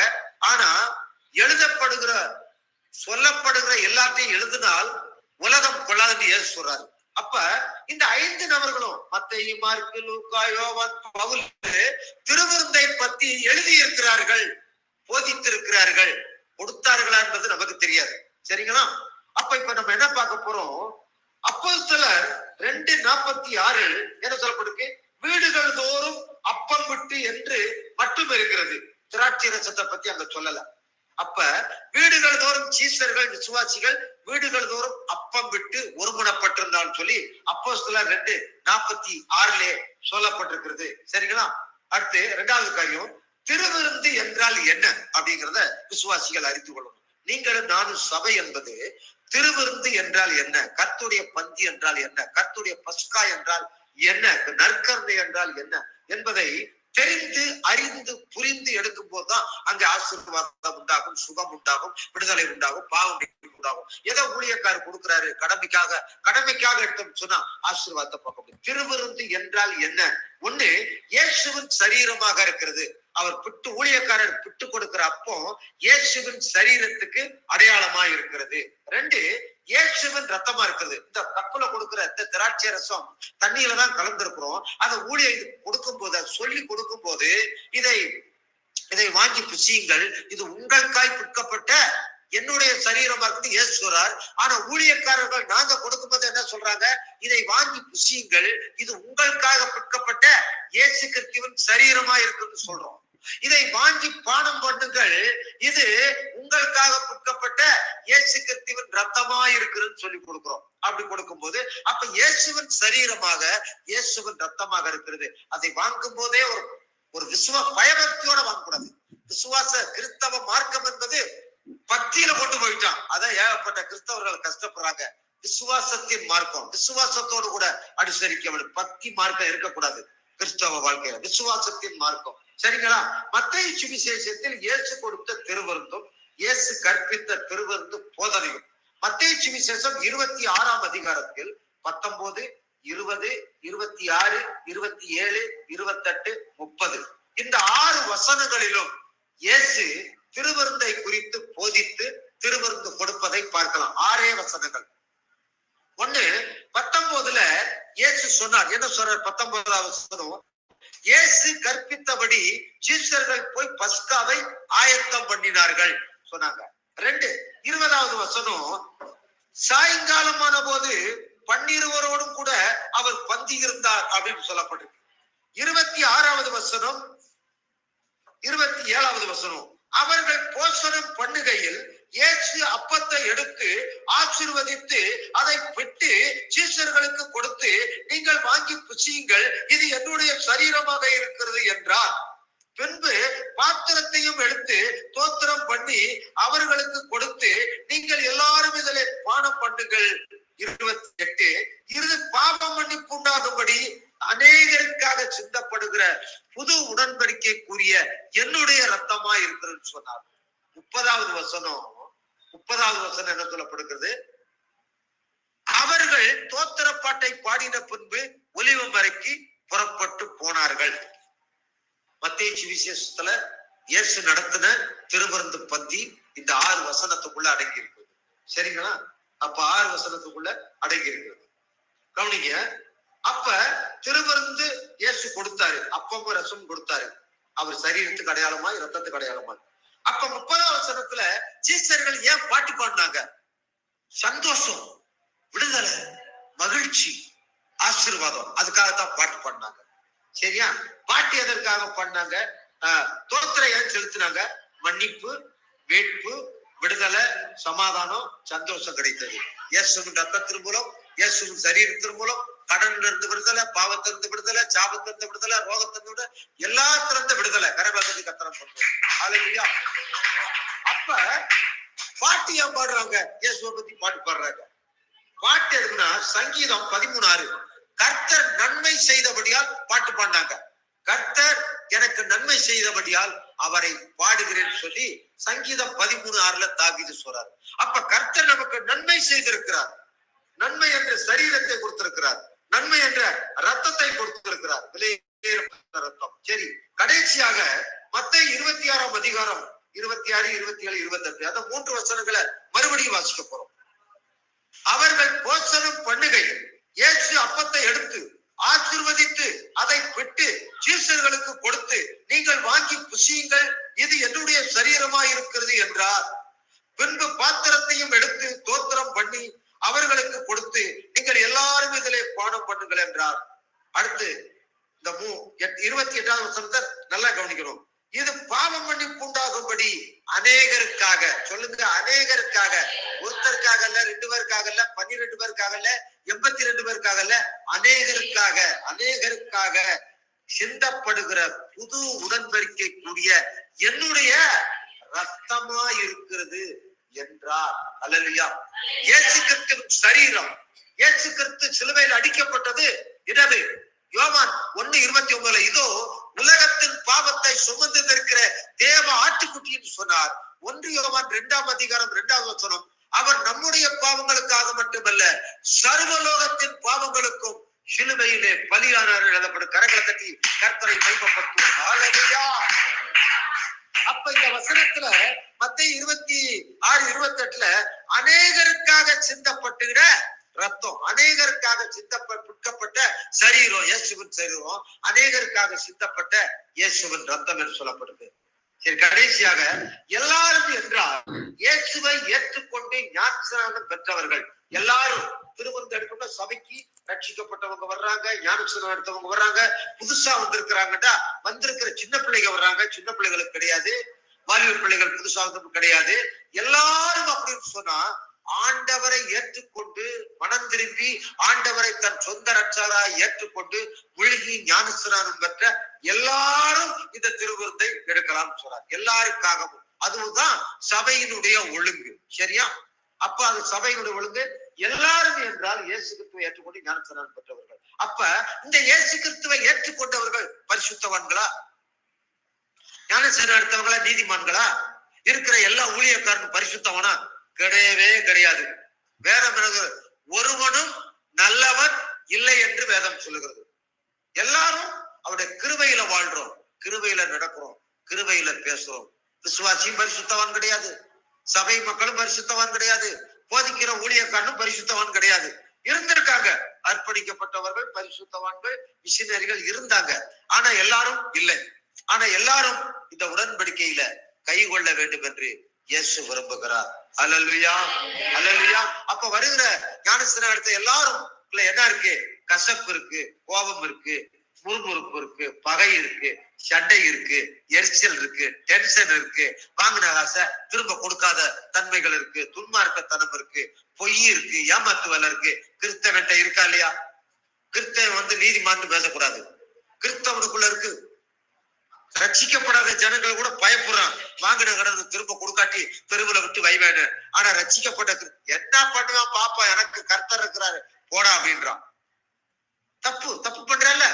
அப்ப அவங்க எல்லாரும் இந்த உடன்படிக்கையில பங்கு வரும்போது அங்கே ஒரு பயம் உண்டாகும். கர்த்தருக்கு பயப்படுகிற பயம் உண்டாகும். இயேசு கிறிஸ்துவின் ரத்தத்துக்கு உண்டாகிற ஒரு பயம் உண்டாகும். அதுக்கு தான் என்ன சொல்றாரு? தொடர்ந்து கொடு அப்படின்றாரு. ஆனா இங்க சபையில நடக்கிற ஒரு கொடுமை என்ன தெரியுமா? இன்னைக்கு நடக்கிற கொடுமை என்னமா? எல்லாருக்கும் திருவிருந்து கிடையாது. ஊழியக்காரர் வராரு, அறிக்கை கொடுப்பாரு, பாடல் இருக்கும், ஆராதனை இருக்கும், டான்ஸ் இருக்கும், எல்லாமே இருக்கும், செபம் இருக்கும், எல்லாமே காணிக்கை இருக்கும், தசமாவும் இருக்கும், எல்லாம் இருக்கும். இந்த திருவிருந்துல மட்டும் ஒரு பிரிவினை இருக்கும். இன்னைக்கு சபையில ஊழியக்காரர் சொல்லுவாரு, பிரியமானவர்களே, கர்த்தருடைய பந்தி ஆயத்தமா இருக்கிறது, திருவிருந்து எடுக்க தகுதியானவர்கள் மட்டும் முழங்கால நெல்லுங்க, மத்த எல்லாரும் வெளியே போய் அமைதியா உட்கார்ந்து வேடிக்கை வரணும். இதை நான் போன சபைகள்ல பாக்குறேன். இயேசு கிறிஸ்து சொன்னாரா? இயேசு கிறிஸ்து சொன்னாரா? 12 பேருக்கு திருவிருந்து கொடுத்தாரு. யூதாச விலைக்கு வச்சாரா? யூதாசு சொல்றாரு, உங்களில் ஒருவன் என்னை காட்டி கொடுக்க போறான் அப்படின்றாரு. எல்லா பேரும் நானும் வாங்கிய, உங்களில் ஒருத்தன் என்னை காட்டி கொடுக்க போறான், யூதாசு தான் என்னை காட்டி கொடுக்க போறான்னு சொல்லி இருந்தான்னு வச்சுக்கோங்கவே, அங்க திருவிருந்து நடக்காது, கொலைதான் நடந்திருக்கும். பேதர் எந்திரிச்சு யூதாசை வெட்டி கூறு போட்டுருக்கான். இயேசுவை பிடிச்ச உடனே காதை வெட்டினவன் காட்டி கொடுக்கிறவன் தாண்டா நம்ம கூடதான் பேதுரு எந்திரிச்சு சுக்குநூறா வெட்டி குமிச்சிருக்கான். யூதாச பிசு பிசா குமிச்சிருப்பான். இயேசு காட்டி கொடுக்கல, துரோகியை காட்டி கொடுக்கல, விரோதியை காட்டி கொடுக்கல, உங்களில் ஒருவனே காட்டி கொடுக்க போறார் அப்படின்னு சொல்லிட்டு அவரே கூட சொல்லியிருக்காரு. யூதாசு மறைமுகமா கூட சொல்லிருக்காரு, யூதாசு எந்திரி, எனக்கு நீ சீசனா இருந்த ரொம்ப சந்தோஷம், இத்தனை வருஷமா 3.5 ஆண்டு காலம் எனக்கு பணப்பை சம்பந்த ரொம்ப நன்றி, விசுவாசமா தான் நன்றி. ஆனா இப்போ உன் இருதயம் சரியில்லை, உன் எண்ணம் சரியில்லை, உன் எண்ணம் வேறுபட்டு இருக்கு. ஒரு 11 பேர் மட்டும் திருவிருந்து எடுக்கட்டும், நீ போய் கொஞ்சம் வெளியே உட்காந்து வேடிக்கை பார்த்து சொன்னாரா? கிடையவே கிடையாது. வேற்றுமை கிடையாது, அவற்றை பச்சதாபம் கிடையாது. துரோகிக்கும் அப்பம் கொடுத்தார், விரோதிக்கும் அவருடைய ரத்தத்தை பங்கிட்டு கொடுத்தார். கரங்களை தட்டி கர்த்தரை அவர் பேர் இயேசு. அல்லேலூயா. அப்படித்தான் நீங்களும் நானும் வாழ வேண்டும் என்று விரும்புகிறார். மத்தேயு 5:44 என்ன சொல்லுகிறது? உங்களை துன்பப்படுத்துகிற, உங்களை விரோதிக்கிற, உங்களை சபிக்கிறவர்களை நீங்க சபியாத இருக்க, அவங்களை ஆசீர்வதிக்க, அவங்களுக்காக ஜெபம் பண்ணுங்க சொல்றார். அல்லேலூயா. அப்ப இப்ப சபைகள் இருக்கிற கொடுமை என்னன்னா, ஞான ஸ்நானம் எடுத்து திருவிருந்து எடுக்க தகுதியானவர்கள் முழங்கால இருக்க, மீதமுள்ள எல்லாரும் வெளியே போட்டுருவாங்க. என்ன நடக்குது கண்கூட நான் பார்த்திருக்கிறேன். எல்லா சபையில, ஒரு சபையில 30 விசுவாசிகள் இருக்காங்க வைக்கவே. 30 விசுவாசிகள் இருந்தா 26 பேர், 4 பேர் முழங்கால நிற்பாங்க திருவிருந்து எடுக்க, மீதா 26 பேர் போதகர் வார்த்தைகள் பண்ணி வெளியே போய் உட்காந்துருப்பாங்க, வேடிக்கை பார்த்துக்கிட்டு இருப்பாங்க, விளையாண்டுகிட்டு இருப்பாங்க, கதை பேசிட்டு இருப்பாங்க. 2, ஒரு சபையில 50 பேர் இருந்தா 35 பேர் வெளியே போயிடுவாங்க, 15 பேர் முழங்கால நிற்பாங்க. 3, ஒரு சபையில 100 பேர் இருந்தா 70 பேர் வெளியே போயிடுவாங்க, 30 பேர் முழங்கால நிற்பாங்க. ஒரு சபையில 500 பேர் இருந்தா 400 பேர் வெளியே போயிடுவான், தைரியம் இல்ல, 100 பேரு முழங்கால நிற்பான். கடைசியாக ஒரு சபையில 1000 பேர் இருந்தா 800 பேர் வெளியே போயிடுவான், 200 பேர் முழங்கால நிற்பான். இந்த லிஸ்ட் எனக்கு எப்படி தெரியும் சொன்னா, 2000 ஆண்டுல நான் ரசிக்கப்பட்டேன், 2002 நான் போதிக்க ஆரம்பித்தேன். தமிழ்நாடு முழுவதும், இந்தியா முழுவதும் நான் போய் திருச்சபைகள்ல பாகுபாடின்றி ஊழியக்காரர்கள் என்னை அழைத்து பயன்படுத்தி இருக்கிறாங்க. என்னை அழைத்து பயன்படுத்துற ஊழியக்காரர்களுக்காக கர்த்தரை தோத்தரிக்கிறேன். இந்த லிஸ்டுகளை பூரா நான் கண் கூட பார்த்து அனுபவிச்சுவேன். 50 பேர் கொண்ட சபையில போதித்திருக்கிறேன், 30 பேர் கொண்ட சபையில போதித்திருக்கிறேன், 100 பேர் இருந்த சபையில போதித்திருக்கிறேன், 500 பேர் இருந்த சபையில போதித்திருக்கிறேன், 1000 பேர் இருந்த சபையிலும் நான் வசனத்தை போதித்திருக்கிறேன். ஞானிகளை வெட்கப்படுத்தபடி பைத்தியமானவர்களை தெரிந்து கொண்டேன், இல்லாதவைகளையும் அற்பமா எனப்பட தெரிந்து கொண்டு சொன்னார். கரங்களை தட்டி கர்த்தரை போற்றுவோம். ஹல்லேலூயா. அப்ப இப்படித்தான் நடக்கும். திருவிருந்தெடுக்க தகுதியானவர்கள் முழங்கால இருக்க, இது எல்லாரும் வெளியே வருங்க, பாவங்க வேடிக்கை வைப்பாங்க, எங்களுக்கெல்லாம் இது கிடைக்காதாண்டு. அவன் என்ன சொல்லிட்டாங்க, பொய் பேசுறவன் முறுமுறுத்த வீட்டுல சண்டை போட்டு வந்திருக்கியா பூரா வெளியே போயிடும் அப்படின்னு ஊழியக்கார இப்படியே சொல்லணும். ரொம்ப கோபமா பேசுறத பார்த்துருக்க சில ஊழியக்காரன், வீட்டுல சண்டை போட்டு புருஷன் சண்டையா, பிள்ளைகளுக்குள்ள சண்டையா, பக்கத்து வீட்டுக்காரர் சண்டையா, மரியாதையா வெளியே போயிடும், உனக்கு திருவிருந்து கிடையாது சில ஊழியக்காரன் சொல்லியிருக்கான். இதை கண் கூட கேட்டிருக்கேன், பார்த்திருக்கிறேன். இயேசு கிறிஸ்து அப்படி சொல்லல. என்ன சொல்றாரு, நீதிமான்களை அல்ல பாவிகளை ரட்சிக்கவே வந்தேன்னு இயேசு சொல்றாரு. சுகம் உள்ளவர்களுக்கு அல்ல வியாதி உள்ளவனுக்கு வைத்தியன் தேவை என்று இயேசு சொல்லுகிறார். மத்தேயு 9ஆம் அதிகாரத்தை திருப்புவோம். மத்தேயு 9 எடுத்துக்கொள்வோம். நல்ல சத்தியம். மத்தேயு 9ல 10-13 வரைக்கும் வாசிப்போம். 10-13 வரைக்கும். பின்பு இயேசு வீட்டிலே போசனம் பந்தி இருக்கையில் அநேக ஆயக்காரரும் பாவிகளும் வந்து இயேசுவோடும் அவர் சீசரோடு கூட பந்தி இருந்தார்கள். பரிசேயர் அதை கண்டு அவருடைய சீசர்களை நோக்கி, உங்கள் போதகர் ஆயக்காரரோடும் பாவிகளோடும் போசனம் பண்ணுகிறது என்னவென்று கேட்டார்கள். இயேசு அதை கேட்டு, பிணியாளிகளுக்கு வைத்தியம் வேண்டியதே அல்லாமல் சுகமுள்ளவர்களுக்கு வேண்டியதில்லை, பலியே அல்ல இரக்கத்தையே விரும்புகிறேன் என்பதின் கருத்து இன்னதென்று போய் கற்றுக்கொள்ளுங்கள், நீதிமான்களை அல்ல பாவிகளையே மனதிருப்பதற்கு அழைக்க வந்தேன் என்றார். கரங்களை தட்டி கர்த்தரை போற்றுவோம். இயேசுவுக்கு இயேசு நல்லவர். அல்லேலூயா. இயேசுவை போன்ற ஊழியக்காரர்கள் தேசத்துக்கு தேவை, அதற்காக ஜெபம் பண்ணுங்க. சரிங்களா? அடுத்து, ஆனால் திருவிருந்து கொடுப்பதற்கு முன்பு ஒரு காரியம் நடத்தப்படணும். ஒரு காரியம் நடத்துறோம், இப்ப அதை நம்மளும் செய்ய போறோம். திருவிருந்து எல்லாருக்கும் கொடுக்க சொல்லியிருக்காரு, எல்லாருக்கும் கொடுக்கணும். ஆனா எல்லாருக்கும் அப்படியே ஏனோதானோ கொடுக்கறது ஒரு சபையில ஒரு ஒழுங்கை கடைபிடிக்க வேண்டியது அவசியமாக இருக்கிறது. திருவிருந்து கொடுப்பதற்கு முன்பு ஒரு காரியம் நடக்க வேண்டும். ஒன்று, பாவத்தை அறிக்கை செய்ய வேண்டும். நீதிமொழிகள் 28:13, தன் பாவங்களை மறைக்கிறவன் வாழ்வடைய மாட்டான், அவைகளை அறிக்கை செய்து விட்டு விடுகிறவனும் இரக்கம் வருவான். ஒருவேளை வரையில சண்டை போட்டிருக்கலாம், கோபத்துல இருக்கலாம், டென்ஷன்ல இருக்கலாம், பயத்துல இருக்கலாம், கலக்கத்துல இருக்கலாம், பக்கத்து வீட்டுக்காரோட சண்டை போட்டுக்கலாம், பிரச்சனையே கிடையாது. இப்ப திருவிருந்துக்கு முன்னால எழுந்து நின்று நீங்க என்ன செய்யணும்? ஆண்டவரே, உடைய ரத்தம் என்னை கழுவுங்க. அதுதான் பக்தி இருக்கக்கூடாது, விசுவாசம். நீங்க அப்படி அறிக்கை செய்யும் போதே இயேசுவின் ரத்தம் உங்கள் மேல ஊற்றும். அந்த உணர்வு, கல்வாரிக்கு முன்பாக உங்களை ஒப்பு கொடுங்க. அந்த கல்வாரி காட்சியை பாருங்க, உங்களுக்காய் நெருக்கப்பட்ட இயேசுவை பாருங்க, உங்களுக்காய் ஒடுக்கப்பட்ட இயேசுவை பாருங்க. உங்க பாவத்தை பார்க்காதீங்க, உங்களுக்கு பாவத்துக்கு பதிலாக பலியான இயேசுவை பாருங்க, பரிகாரமாக இயேசுவின் ரத்தத்தை பாருங்க, இயேசுவின் சரீரத்தை பாருங்க. அல்லேலூயா. அது என்ன பாவமா இருக்கட்டும், நீ கொலை கூட பண்ணிட்டு வந்திருக்கலாம், வரையில ஒருத்தனை குத்தி போட்டு கூட சபைக்கு வந்திருக்கலாம். ஏன்னா இந்த ஆராதனை முடிஞ்ச பிறகு அதுக்குள்ள போலீஸ்கள் வந்து உங்களை அரெஸ்ட் பண்ணி ஜெயில போய் கூட ஆயுள் தண்டனை கூட அடைக்கலாம். கவலைப்படாதீங்க. ஆனா ஆண்டவரே, நான் கொலை பண்ணிட்டேன், பாவத்தை செஞ்சுட்டேன்னு சொன்னா நீங்க ரட்சிக்கப்பட்ட ஒரு நீதிமனாகத்தான் சிறைச்சாலைக்கு போவீங்க. ஒரு சிறைச்சாலைக்குள்ள போய் பாவியா வாழ மாட்டீங்க, ஒரு செவிக்கிற நீதிமனா சிறைச்சாலை 1000 முழுவதும் வாழுவீங்க. அதான் சத்தியம். சரிங்களா? இரண்டாவது, தேவனோடும் மனிதர்களோடும் ஒப்புரவாகணும். இப்ப சொன்னாண்டவரே, இந்த மாதிரி பக்கத்து வீட்டுல பிரச்சனை, அங்க பிரச்சனை, இங்க பிரச்சனை, என் புருஷனோட பிரச்சனை, கசப்பு, ஏன்னா அதனால எனக்கு இந்த திருவிருந்த எடுக்க எனக்கு தைரியம் இல்லை. ஆனால் நீர் கல்வாரி சிலுவையில எனக்காக பலியாதது நிமித்தமாக, நீர் ரத்தம் சிந்தது நிமித்தமாக எனக்கு இந்த திருவிருந்த உங்கள் சரீரத்தை பூச்சிக்க, உடைய ரத்தத்தை பானம் பண்ண எனக்கு தகுதியை நீர் கொடுத்திருக்கிறீர். அதை நான் விசுவாசிக்கிறேன், நம்புகிறேன், கீழ்ப்படுகிறேன் சொல்லி அறிக்கை செய்து ஒப்புரவாய். நான் வீட்டுல போனதுமே நான் என் புருஷன் ஒப்புரவாயிரம், பிள்ளைட்டு ஒப்புரவாயிரம், பக்கத்து வீட்டுக்காரட்டு ஒப்புரவாயிரம் சொல்லி ஒரு அறிக்கை செய்து ஜெபம் பண்ணி நீங்க தாராளமாக எடுக்கலாம். எப்பேற்பட்டவங்களா இருக்கணும். வாசிப்போம்.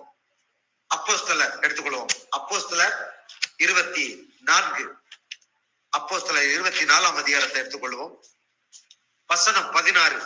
பவுல் சொல்றாரு, இதனால் நான் தேவனுக்கும் மனுஷருக்கும் முன்பாக எப்பொழுதும் குற்றமற்ற மனச்சாட்சியை உடையவனாக இருக்க பிரயாசப்படுது. தேவனுக்கும் மனிதருக்கும் குற்றமில்லாமல் இருக்க நான் பிரியப்படுகிறேன் பவுல் சொல்கிறார். அதே பவுல் சொல்றார் 2 கொரிந்தியருக்கு எழுதுவோம். 2 கொரிந்தியருக்கு எழுதியிருக்கிறாரு. 2 கொரிந்தியர் 5ஆம் அதிகாரத்தை திருப்புவோம். 2 கொரிந்தியர் 5 எடுத்துக்கொள், சீக்கிரம் எடுப்போம். 2 கொரிந்தியர் 5:17 முதல் 21 வரைக்கும் வாசிப்போம். இப்படி இருக்க ஒருவன் கிறிஸ்துவுக்குள்ளாக இருந்தால் புது சிருஷ்டியா இருக்கிறார், பழையவைகள் ஒழித்து போயின, எல்லாம் புதிதாயின, இவை எல்லாம் தேவனால் உண்டாயிருக்கிறது. அவர் இயேசு கிறிஸ்துவை கொண்டு நம்மை தம்மோட ஒப்புரவாக்கி ஒப்புரவாக்களின் ஊழியத்தை எங்களுக்கு ஒப்புவித்தார். அந்த நினைவேனில் தேவன் உலகத்தாருடைய பாவங்களை எண்ணாமல் கிறிஸ்துவுக்குள் அவர்களை தமக்கு ஒப்புரவாக்கி ஒப்புரவாக்குதலின் உபதேசத்தை எங்களுக்கு ஒப்புவித்தார். ஆனபடியினாலே தேவனானவர் எங்களை கொண்டு புத்தி சொல்லுகிறது போல நாங்கள் கிறிஸ்துவுக்காக ஸ்தானாதிபதிகளாயிருந்து தேவனோட ஒப்புரவாருங்கள் என்று கிறிஸ்துவ நிமித்தம் உங்களை வேண்டிக் கொள்கிறோம். நாம் அவருக்குள் தேவனுடைய நீதியாயிருக்கும்படி பாவம் அறியாத அவரை நமக்காக பாவமாக்கினார். கரங்களை தட்டி கர்த்தரை பற்றுவோம். அல்லேலூயா. ஒரு ஒப்புரவாக்கப்பட்ட வாழ்க்கை, ஒரு ஒப்புரவாக்கப்பட்ட வாழ்க்கை வாழும் போது அற்புதமான காரியங்கள் நடக்கும். இப்ப கர்த்தருடைய பந்தி ஆயத்தமா இருக்கிறது. உங்களுக்கு இயேசு கிறிஸ்துவின் ரத்தத்துல கழுவப்பட்டவர்கள் எழுந்து நிற்போம். கர்த்தருடைய பந்தி உங்களுக்கு ஆயத்தமா இருக்கு. உங்களுக்கு ஒரு 2 நிமிடம் டயம் தரும். கண்ணை வாயை திறந்து பேசக்கூடாது, அமைதியா மூடி உங்கள் இருதயத்துல இருந்து ஆவியானோடு தேவனோடு பேசணும். யாரோட கசப்பு, யாரோட வைராக்கியம், யாரோட கோபம் என்று சொல்லி நீங்க என்ன செய்யணும்? பேசணும், அறிக்கை செய்யணும். அப்படி நான் ஜெபம் பண்ணிட்டே இருப்பேன், நீங்க அறிக்கை செய்து இயேசுவின் ரத்தத்தினால கழுவி கொண்டே இருக்க வேண்டும். இதற்காக தோத்திரம் பண்ணணும். இனி அடுத்த வாரம் நம்ம தொடர போறோம். இந்த நாளிலும் நீங்க நின்ற வண்ணமாக அறிக்கை செய்து கொண்டே இருங்க. பரலோகத்தை நல்ல தகப்பனை நன்றியோடு நம்ம துதிக்கிறோம். விலையேறப்பட்ட கல்வாரி பாடுகளுக்காக தோத்திரம், விலையேறப்பட்ட ரத்தத்துக்காக தோத்திரம், விலையேறப்பட்ட நன்றி. கிருபையினாலேகளை தெரிந்து கொண்டீர், கிருபையினாலேகளை ரட்சித்தீர், எங்களுக்கு பதிலாக நீர் சிலுவையில மரித்தீர், எங்களுக்கு பதிலாக ரத்தம் சிந்தினீர். எங்கள் சாபத்தை சிலுவையில சுமந்தீர். எங்கள் பாவத்தை சிலுவையில சுமந்தீர். உடைய சரீரத்தை விட்டு இதை வாங்கி புசியுங்கள். இது உங்களுக்காய் புட்டப்படுகிற என்னுடைய சரீரமா இருக்குது கொடுத்தீரே, உமக்கு நன்றி. அந்தபடி பாத்திரத்தையும் எடுத்து இதை வாங்கி பானம் பண்ணுங்கள். இது அநேகருக்காய் சிந்தப்பட்ட என்னுடைய புதிய உடன்படிக்கக்கூடிய ரத்தமாயிருக்குன்னு சொன்னீரே. சரீரத்துக்காக தோத்துறோம், ரத்தத்துக்காக தோத்திரம் ஆண்டவரே. இதை நாங்கள் புசித்து இதை பானம் பண்ணும் போது எங்களுக்கு சுகம் உண்டாகிறது, விடுதலை உண்டாகிறது, பாவ மன்னிப்பு உண்டாகிறது. நாங்கள் அநேக சாதிகளுக்கு கடன் கொடுக்கிறோம். நாங்கள் கடன் வாங்காதிருக்கும்படி நீங்கள் ஆசீர்வதிக்கிறீர். உடைய கிருபை, நன்மையும் கிருபையும் எங்களுடைய ஜீவனுள்ள நாட்களும் எங்களை பின்தொடரும்படி எங்களுக்கு ஆசீர்வாதங்களை கொடுத்தபடியால் உமக்கு நன்றி. எங்களுக்கு ஆசீர்வாதத்தை கொடுத்தபடியா சரீரத்துக்காய் தோத்திரம், ரத்தத்துக்காய் தோத்திரம் ஆண்டவரே. இந்த சரீரத்தை புசித்து ரத்தத்தை பானம் பண்ணும்படி எங்களை தகுதிப்படுத்தினபடியால் உமக்கு நன்றி செலுத்துறோம் ஆண்டவரே.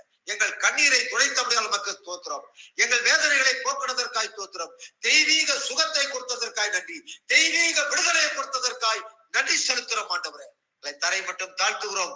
தொடர்ந்து எங்களை ஆசீர்வதியும் காத்துக்கொள்ளும். உடைய சரீரமாகிய இந்த கர்த்தரின் பந்தியை நீர் ஆசீர்வதித்து தரும்படியாய் கரத்துல ஒப்புக்கொடும். எல்லா துதி கனமையும் நமக்கு ஒருவருக்கே செலுத்துறோம். எங்கள் மீட்பரமா இருக்கிற இயேசுவின் நாமத்திலே செபிக்கிறோம். பரிசுத்தமுள்ள நல்ல பிதாவே, ஆமென், ஆமென். கரங்களை தட்டி கர்த்தரை ஆமென். இதுவரை நேரமும் பாஸ்டர் விக்டர் பால் இந்தியா கடந்த ஞாயிற்றுக்கிழமை அவருடைய திருச்சபையில் நடந்த செய்தியை போட்டிருந்தேன். மிகவும் ஆசீர்வாதமாக இருந்தது. திருவிருந்த பற்றி வேதாம ரீதிக்கு மிக தெளிவாக சொல்லியிருந்தார். மிகவும் ஆசீர்வாதமாக இருந்தது. கர்த்தர் அந்த ஊழியக்காரனையும் சபையையும் அபரிவிதமாக ஆஸ்வதிப்பார்கள். தொடர்ந்து நாங்கள் பாஸ்டர் மார்ட்டின் அழைக்க போகிறோம். பாஸ்டர் மார்ட்டின் 26 வருட அனுபவம் கிட்டடியில் நான் கண்டு கொண்டேன். அவர் 26 வருட அனுபவம் உள்ள ஊழியக்கார். அவருடைய சர்டிஃபிகேட் எல்லாம் அனுப்பியிருந்தார், பார்த்தேன். உண்மையிலே ஆச்சரியமாக இருந்தது. அவரை நாங்கள் அன்போடு அழைப்போம். பிரைஸ் லார்ட் பாஸ்டர் மார்ட்டின் அவர்களே. பிரைஸ் லார்ட்ங்க, ஸ்தோத்திரங்க. சோஸ்திரம் சோஸ்திரம் சோஸ்திரம். 26 வருட அனுபவத்தோடு வந்திருக்கிறீர்கள். ஆழமான சத்தியத்தை கற்றுத் தந்திருக்கிறீர்கள். நீங்கள் ஆலயமான சத்தியத்தை நீங்கள் படித்திருக்கிறீர்கள். இப்பொழுது பாஸ்டர் கூட ஒப்புக் கொடுக்கிறேன். வார்த்தைகளின் வெளிச்சத்தில் 2வது செய்தி கூட ஒப்புக் கொடுக்கிறேன். நீங்க வழிநடத்துங்கள் பாஸ்டர். ஆமென், ஆமென். ஐயா, மெசேஜ் உங்களுக்கு அனுப்பிச்சிருக்கேன், பாருங்க. ஆமென், பார்க்கிறேன். ஆமென். கர்த்தருடைய பரிசுத்த நாமம் மையப்படுவதாக. கர்த்தருடைய பரிசுத்த நாமம் மையப்படுவதாக. இந்த வேளையிலும் மீண்டுமாய் இணையத்தின் வழியாய் வார்த்தையின் வெளிச்சத்தின் மூலமாய் உங்கள் அனைவரும் கிறிஸ்துவுக்குள் அன்பானவர்களையும் உங்களோடு கூட தேவனுடைய வார்த்தை பகிர்ந்து கொள்ளுகிறதிலே நான் கர்த்தருக்குள்ளாய் பெருமகிழ்ச்சி நான் அடைகிறேன். நம் கர்த்தருடைய வார்த்தைக்கு நேராய் கடந்து செல்வோம். நாம் தொடர்ந்து ஜெபத்தை கொடுத்து பார்த்து கொண்டு வந்திருக்கோம் பாருங்க. ஜெபத்தை மையப்புள்ளியாக வைத்து ஜெபத்தை மட்டுமல்ல, ஜெபத்தை சார்ந்திருக்க காரியங்கள், ஜெபத்துக்கு முன்பாக எப்படி செய்ய வேண்டும், ஜெபத்தின் பொழுது எப்படி ஜெபிக்க வேண்டும், ஜெபத்துக்கு அப்புறம் என்னென்ன மாதிரி நடந்து கொள்ள வேண்டும், எப்படி விசுவாசிக்க வேண்டும் என்ற பல காரியங்களை பார்த்துட்டோம். 2வது, நம்முடைய தனிப்பட்ட குணாதிசயம் எப்படியா இருக்க வேண்டும், தேவனை குறித்த நம்முடைய அறிவு, தேவன் எப்பேற்பட்டவர் என்கிற ஒரு அறிவு எப்பேற்பட்டதாக இருக்க வேண்டும் என்பதை பொறுத்து பல காரியங்களை நாம் தொடர்ந்து பார்த்து கொண்டே வந்திருக்கிறோம் பாருங்க. ஒரு என்லெஸ்ஸா முடிவில்லாமல் இந்த இப்போ ஒரு சாப்டர் போய்கிட்டே இருக்கு பாருங்க. ஏன்னா வெறும் ஜெபத்தை மட்டுமே நம்ம பார்த்து கொண்டிருந்தா எப்பயும் முடிச்சிருப்போம். ஆனால் ஜெபத்தை மாத்திரம் இல்லாமல் ஜெபத்தோடு கூட மற்ற சத்தியங்கள் எல்லாவற்றையும் பார்க்கறதுனால இது கண்டிப்பாக அது முடியவே முடியாதுன்னு நினைக்கிறேன். போயிட்டே இருக்கு. நாம் போவோம். அதோட அந்த வார்த்தையோடு நாம் கடந்து சொல்லுவோம். இன்னைக்கு நாம் எதை பார்க்குறோம் அப்படின்னா, 1 தெசலோனிக்கேயர் 5வது அதிகாரத்தில் 16 18 வசனங்களுக்கு ஏற்கனவே பார்த்தோம் பாருங்க. கடந்த வாரத்தில் அதோடைய தொடர்ச்சியை பார்ப்போம் பாருங்க. 1 தெசலோனிக்கேயர் 5வது அதிகாரம் 16 18 16 வசனம் வாசிக்கிற பாருங்க. எப்பொழுதும் சந்தோஷமாயிருங்கள், இடைவிடாமல் ஜெபம் பண்ணுங்கள். பாருங்க, இந்த இடத்துல ஒரு விசுவாசிக்கு தெசலோனிக்கே சபைக்கு அவர் எழுதும் பொழுது சொல்றாரு, நீங்க எப்பவுமே சந்தோஷமா இருங்க, இடைவிடாமல் ஜெபம் பண்ணுங்க. ஏன் அதை சொல்றாருன்னா, அது நம்முடைய வாழ்க்கை முறைக்கு ரொம்ப உதவியா இருக்கு பாருங்க. நம்ம ஜெபம் பண்ணும் பொழுது நாம் தேவனோட ஐக்கியப்படுறாங்க பாருங்க. தேவன் நம்மளோட கூட பேசுறாரு. இந்த மாதிரி காரியங்கள் நாம் தேவனோடு தொடர்ந்து நாம் இருக்கும் பொழுது நாம் சில கன்னிகளுக்கு தப்பிக்க சொல்லுவோம் பாருங்க. ஏன் அப்படி சொல்லணும்னா, பிசாசு நம்மளை மோசம் போகாதபடிக்கு அவன் பாருங்க பல தந்திரங்களை செஞ்சுக்கிட்டு இருக்கான். அந்த தந்திரங்கள் வந்து தப்பிக்கணும்னா நம்முடைய வாழ்க்கையில வந்து ஜெப அவசியமாக இருக்கிறது பாருங்க. நான் சொல்றேன் பாருங்க, ஒரு வசனத்துல வந்து காசு எபேசியர் வந்து 6:11 வந்து இப்படியா வந்து சொல்றாரு பாருங்க. 6ஆம் வசனத்துல இருந்து 11ஆம் வசனம் வரைக்கும் பார்த்தோம்னா, நீங்கள் பிசாசின் தந்திரங்களோடு எதிர்த்து நிற்க திராணி உள்ளவர்களாகும்படிக்கு தேவனுடைய சர்வாயுதத்தை தரித்துக் கொள்ளுங்கள் அப்படின்றாரு. அப்படின்னா என்ன அர்த்தம் அப்படின்னா, அதை வந்து தேவனுடைய சர்வாயுதத்தை சொல்றாரு. என்னோட சர்வாயுதம் சொல்றாரு? சத்தியம் எனும் கத்தியை சொல்றாரு, நீதி எனும் மார்க்கவசம் சொல்றாரு, சமாதானம் எனும் பாதத்தை சொல்றாரு, விசுவாசம் எனும் கேடகத்தை சொல்றாரு, அப்புறம் ரட்சணியம் என்னும் தலசீரா சொல்றாரு, அப்புறம் வசனம் என்று பட்டயத்தை சொல்றாரு. சொல்லிட்டு இருக்கும்போது அவர் என்ன சொல்றாருன்னா, நீங்க ஜெபம் பண்ணணும் அப்படின்றாரு. ஜெபம் பண்றதுக்கு முன்பாக சொல்ற வார்த்தை, அது எதற்காக இதெல்லாம் கொடுத்துருக்காருன்னா, நீங்கள் வந்து பிசாசின் தந்திரங்களோடு எதிர்த்து நிற்க திராணி உள்ளவராகும்படிக்கு தேவனுடைய சர்வாயுதம். பிசாசின் தந்திரத்தை வந்து நம்ம வந்து இது பண்ணணும், அது அறிந்து கொள்ள வேண்டும். பிசாசின் தந்திரம் வந்து பாருங்க, நம்ம என்ன நினைக்கிறோம்னா, ஒரு பெரிய ஒரு பாவம் செஞ்சு வச்சிருவான், நம்மளை வந்து ஒரு கொலை செய்ய வச்சிருவான், வச்சிருவான், தவறான வாழ்க்கைக்குள்ள நடத்திடுவான், அப்படிதான் நம்ம நினைச்சிட்டு இருக்கோம் பாருங்க. ஆனா சில நோபல் காசுக்காகவும் சில உண்மையான ரீதிக்காகவும் பிசாசு தந்திரங்கள் பண்ணுவோம், ஒரு ஷார்ட்கட் எடுக்க வைப்பான். அதைத்தான் இன்றைக்கு வந்து நம்ம வந்து வேதத்துல வந்து நம்ம பார்க்க சொல்ல பாருங்க. அப்ப பிசாசுடைய தந்திரங்களை வந்து நம்ம தெரிஞ்சிருக்கணும்னா, அது வந்து நான் வேத வசனத்தை எந்த அளவு படிக்கிறோமோ, தேவனோடு கூட எப்படி நேரம் செலவழிக்கிறோமோ, எப்படி வந்து நம்ம தேவனுடைய ஜெபத்திலே வந்து இன்னும் ஆழமாய் கர்த்தருடைய சமூகத்தில் இருக்கும் பொழுது, நான் வந்து அதோடைய அந்த கண்ணிகள் வந்து அந்த நம்ம வச்சிருக்க அந்த ட்ராப்ஸ், அந்த கண்ணி வந்து நமக்கு தெரிய ஆரம்பிக்கும் பாருங்க. இதான் 2 கொரிந்தியர் 2வது அதிகாரம் 11 வசனம் சொல்லுகிறது, சாத்தானாலே நான் மோசம் போகாதபடிக்கு அப்படி செய்தேன், அவங்களுடைய தந்திரங்கள் நமக்கு தெரியாதவைகள் அல்லவே அப்படின்னு போட்டிருக்கு. அப்ப என்ன அர்த்தம் அப்படி சொல்ல வர்றாருன்னா, 2 கொரிந்தியர்கள் நிருபத்துல வந்து பவுல் சொல்றாருன்னா, சாத்தானுடைய தந்திரங்களை ஒவ்வொருத்தரும் தெரிந்து வைத்துக் கொள்ள வேண்டும் அப்படின்றாரு பாருங்க. அது ஒரு மிக ஒரு மேல அனுபவம் பாருங்க. நிறைய பேர் வந்து நம்ம ஒரு பெரிய பாவம் செய்ய சொன்னாலும் செய்ய மாட்டோம். ஆனா சின்ன சின்ன தப்ப வந்து வந்து நம்ம என்ன நினைக்கிறோம்னா, இது ஒரு பெரிய ஒரு நார்மலைஸ்டான ஒரு விஷயம் அப்படின்னு சொல்லிட்டு, அது நம்ம வந்து பாருங்க பிசாசு தெளிவா வந்து வழி நடத்துவான் பாருங்க. எப்படி வழி நடத்தும் அப்படின்னு சொன்னோம்னா, அவங்கள ஒரு பெரிய பாவம் செய்யாம நீங்க ஒரு ஊருக்கு வழி கட்டுறீங்க அப்படின்னா, நீங்க நார்த் சைடு போறதுக்கு போற சவுத் சைட காமிச்சிருவான். அவ்வளவுதான், சிம்பிள் தான் பண்றது. நீங்க சவுத் சைடுல போனதுக்கு அப்புறம் தான் உங்களுக்கு தெரியும். தெற்கு பக்கம் போனதுக்கு அப்புறம் தெரியும், அடடா நம்ம போக வேண்டிய தூரம் நார்த் பக்கமாச்சே, நீ தெரியாம டைரக்டா திருப்பி விட்டானே அப்படின்ட்டு. அந்த மாதிரி சின்ன ஒரு டைரக்ஷன் உங்களை ரைட்டா மாத்தி வர்றதுனால உங்களை என்ன பண்றாருன்னா, அழகா கொண்டு போய் உங்க வந்து வேற இடத்துக்கு டெஸ்டினேஷனை மாத்தி விட்டுருவான். அப்ப நம்ம சாத்தானுடைய தந்திரங்களை நாம் தெரிந்து வைத்துக் கொள்ள வேண்டும் பாருங்க. அவன் சாத்தானுடைய தந்திரங்களை தெரிந்து வைத்துக்கணும். நம்முடைய வாழ்க்கையில ஜெப வாழ்க்கை அதிகமா இருக்க வேண்டும், நம்முடைய வாழ்க்கையில வேத வசிப்பு அதிகமா இருக்க வேண்டும், தேவனோடு நம்ம நேரம் செலவிடுற காரியங்கள் அதிகமா இருக்க வேண்டும். இப்படி நாம் செய்யும் பொழுதுதான் பிசாசுடைய தந்திரம் என்ன, அவன் எதற்காக வர்றான், ஏன் இப்படி வந்து ஒரு ஒரு கொண்டு நிறுத்துறான், ஒரு சூழ்நிலையை கொண்டு நிறுத்துறான், இதெல்லாமே நமக்கு வந்து தெரியும் பாருங்க. அது மட்டும் கிடையாது, அவன் ஆதி முதலே அப்படித்தான் இருக்கிறான். நீ ஆதாம்கிட்ட வந்து ஆதாம் ஏவாள் எடுத்துவாங்க, அந்த காரியத்துல பாத்துட்டோம்னா ஏவாளை வந்து வஞ்சிக்கிறான். எப்படி வஞ்சிக்கிறான் அப்படின்னு பாத்துட்டோம்னா, 2 கொரிந்தியர் 11:3 சொல்லிருக்கீங்க, ஆதியா முடி போக தேவையில்ல, 2 கொரிந்தியர் 11:3 போட்டிருப்பாரு, இப்படியா சொல்லிக்க பாருங்க. ஆயிலும் சர்ப்பமானது தன்னுடைய தந்திரத்தினாலே ஏவாளை வஞ்சித்தது போல உங்கள் மனதும் கிறிஸ்துவை பற்றிய உண்மை நின்று விலகும்படி கெடுக்கப்படுமோ என்று பயந்து இருக்கிறார். அப்ப தந்திரத்தினாலதான். அப்ப பாருங்க, முதல் மனிதன் ஆதாம வந்து பாவம் செய்கிறதுக்கு வந்து பிசாசு ஒரு பெரிய ஒரு ஆயுதத்துல அவன் எடுக்கிற பாருங்க. சிம்பிளா எடுக்கிற ஆயுதமே தந்திரம் தான். ஏவாள முதல்ல வந்து அந்த பழத்தை சொல்றான் பாருங்க, பழத்தை சாப்பிட வச்சிடறான். ஏவாள் மூலியமாய் வந்து விளக்கப்பட்ட அந்த கனியை வந்து ஆதாமுக்கு வந்து கொடுக்க சொல்றான், சாப்பிட முடி செய்யறான் பாருங்க. ஒண்ணுமே இல்லை, தேவனுடைய வார்த்தையை விட்டு விலகுறான். அவன் செஞ்சது வந்து அந்த இடத்துல பெரிய ஒரு விஷயமே கிடையாது, ஒரு சின்ன விஷயம் தான். அந்த சின்ன விஷயம் ஆதாம் தன்னுடைய ஆளுகை இழக்க ஆரம்பிச்சிட்டான். ஆளுகை அவனத்துல இருந்து போயிடுச்சு. தேவனுக்கு அந்த பிரசனம் அவனை விட்டு போய்விட்டது பாருங்க. தேவனோடு கூட அந்த தொடர்பு அவனை விட்டு போயிடுச்சு. அவன் தோட்டத்திலிருந்து துரத்தப்படுறான் பாருங்க. இப்ப அவனுடைய வாழ்க்கையில வந்து வியர்வையும் உழைப்பும் வந்து, அவனுடைய வாழ்க்கையில வந்து முதல்ல உழைப்பு இருந்தது, இப்ப வியர்வையோடு சேர்ந்த உழைப்பு, கஷ்டத்தோட சேர்ந்த உழைப்பு, இதெல்லாம் அவனுடைய பங்காய் மாறி விட்டது. வாழ்க்கையில வந்து தேவதாரு முடிச்ச இடத்துல வந்து முடிச்சடி ஆரம்பிச்சு, முள்ளு குறுக்கெல்லாம் அவருடைய வாழ்க்கையில வர ஆரம்பிச்சிச்சு பாருங்க. அவன் பாருங்க, அந்த தந்திரத்தை வந்து அறிந்து கொண்டோம். இன்னைக்கு நம்முடைய வாழ்க்கையில நம்ம இருக்கிற அந்த காலத்துல அந்த பிசாசின் தந்திரங்களை நம்ம அறிந்து கொண்டோமானால் அதுலதான் தப்பிச்சு கொள்ளப்படுவோம். அதனால தப்பித்துக் கொள்ளும் பொழுது நம்முடைய வாழ்க்கையில மிகப்பெரிய ஒரு நஷ்டத்துல இருந்து தப்பித்துக் கொள்வோம் பாருங்க. அதுதான் ரொம்ப ரொம்ப இங்க வந்து முக்கியம் பாருங்க. அப்ப பிசாசின் தந்திரங்கள், அவர் சில தந்திரங்கள் பாருங்க, நம்ம சில நோபல் காசு உண்மையான ரீசனுக்காகவும் சில தந்திரங்களை செய்வான். என்னுடைய வாழ்க்கையில நீங்க எடுத்துட்டீங்கன்னா, நான் வந்து பெரிய ஒரு மில்லியன் ஒர்க் பண்ணேன் பாருங்க. மில்லியன் ஒர்க் பண்ணும்போது பெரிய மேனேஜரா இருந்தேன் பாருங்க, ஜெனரல் மேனேஜரா இருந்தேங்க.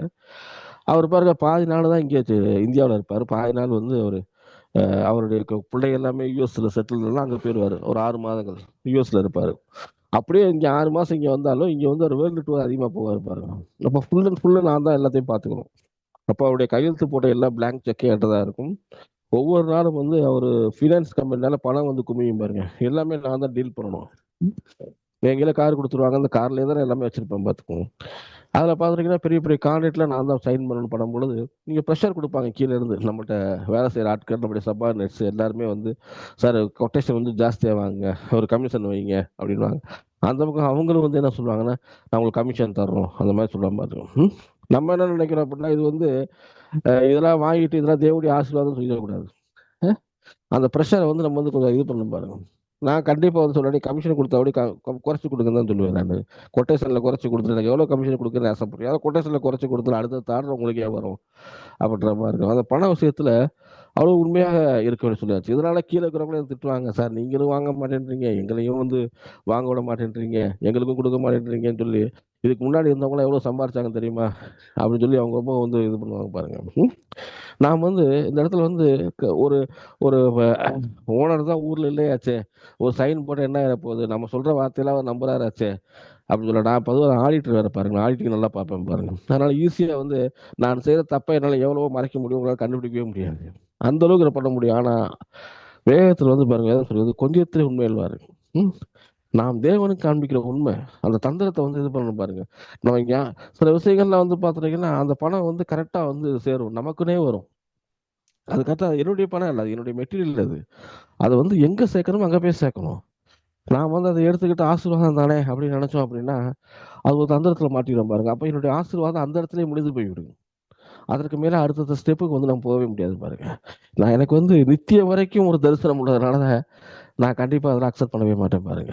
அது மட்டும் கிடையாது, நான் ஒரு சபைக்கு போயிருந்தேன் பாருங்க. சபையில் வந்து நல்ல ஆசீர்வாதத்தை குறித்து பேசுவாங்க, அது நல்லது தான், நல்ல உபதேசம் தான், நல்ல போதகர் தான், அருமையாக பேசுவாங்க. அதெல்லாம் ஆவிக்குரிய வாழ்க்கையில் எனக்கு ரொம்ப உதவியாக இருந்தது பாருங்க. ஆனால் அந்த சபையில் பணத்தை குறித்து அதிகமாக பேசும்பொழுது, அந்த ஆசீர்வாதத்தை குறித்து பேசும்பொழுது ஜனங்கள் வந்து என்ன பண்ணுறாங்க அப்படின்னா அதை வந்து ஒரு தப்பான ரீதியில் எடுத்துக்கிறாங்க. அவங்க என்ன பண்றாங்கன்னா விசுவாசிகளுக்குள்ளேயே போட்டி மனப்பான்மை உண்டாயிருச்சு பாருங்க. என்ன சொல்றாங்கன்னா விசுவாசிகளை போட்டி வரப்படும். ஒருத்தர் பிசினஸ் பண்ணாங்கன்னா இன்னொரு விசுவாசி அதே பிசினஸ் அவருக்கு எதிராகவே ஆரம்பிப்பாரு. சில பேர் கள்ளத்தராசு பிடிப்பாங்க.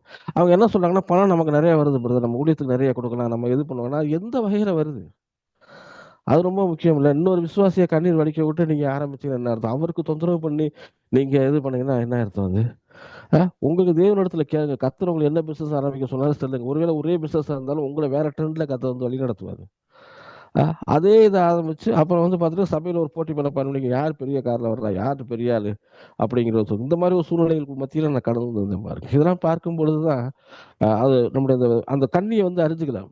இது வந்து பின்னாடி பிரச்சனையாகி நான் வந்து கொஞ்ச நாள் சபையில் 15 வருடங்கள் சபையில் இருந்தேன் பாருங்க. 15 வருடம் கழிச்சு இவங்க வந்து தான் செய்யறது தப்பு ரியலைஸ் ஆகி அதுல இருந்து வெளியே வர்றதுக்குள்ள பல மன கசப்புகள் உண்டாயிருது. அந்த இடத்துல சில பேர் பின்வாங்கியே போயிடுறாங்க சில விசுவாசிகள். இப்போ நான் வந்து பிசாசின் கண்ணியை வந்து கண்டிப்பா வந்து புரிஞ்சு வச்சுக்கணும். கர்த்தர் நமக்கு என்ன சொன்னாரோ, எந்த ட்ராக்ல போக சொன்னார், ஒருவேளை ஒரு தாழ்மையான ட்ராக்கா இருக்கலாம், ஒருவேளை ஒரு சின்ன வேலையா இருக்கலாம், சின்ன பிசினஸா இருக்கலாம், கர்த்தர் வந்து சொன்னார் அவர் ஆசிர்வதிக்கிறது அவருடைய பகுதி. அந்த அதை வந்து நம்ம எடுத்துக்கூடாது. அவருக்கு வந்து ஷார்ட் கட்டை வந்து கொடுக்க கூடாது பாருங்க. ஷார்ட் கட்லாம் வந்து கர்த்தர் விரும்ப மாட்டாரு பாருங்க. கர்த்தர் வந்து அவருக்கு தெரியும், அவருக்கு நம்ம ஒப்பு கொடுத்து நாம் அதை செய்யும் பொழுது, வேலை செய்யற இடத்துலயோ அல்லது ஊழியம் பண்ற இடத்துலயோ நம்ம செய்யும் பொழுது அது வந்து என்ன ஆயிடும்னா அது ஆசீர்வாதமாக அமைஞ்சும் பாருங்க. அதே மாதிரி தான் சபையிலும் சரி, சில ஊழியக்காரர்கள் அசிஸ்டன்ஸ்லாம் நீங்க பாத்துட்டீங்கன்னா கொஞ்ச நாள் சபையில வேலை பார்ப்பாங்க, 2 பேத்துக்கு ஒரு சில மனக்கசப்பு வந்தோன்னா சபையை பிரிச்சு இவர் கொண்டு போயிடுவாரு பாருங்க. சபையை பிரிச்சு கொண்டு போயிடுவாரு. அதனால வந்து அந்த ஊழியக்காரருடைய அது மனது எவ்வளவு கஷ்டப்படும், அவருடைய எவ்வளவு அந்த ஒவ்வொரு ஆத்மாவுக்காகவும் எவ்வளவு தூரம் வந்து இருந்திருப்பாரு. நானும் சபையை இழந்தனாலதான் சொல்றேன் அப்படின்ற மாதிரி அவங்க புரிந்து கொள்ள மாட்டாங்க பாரு.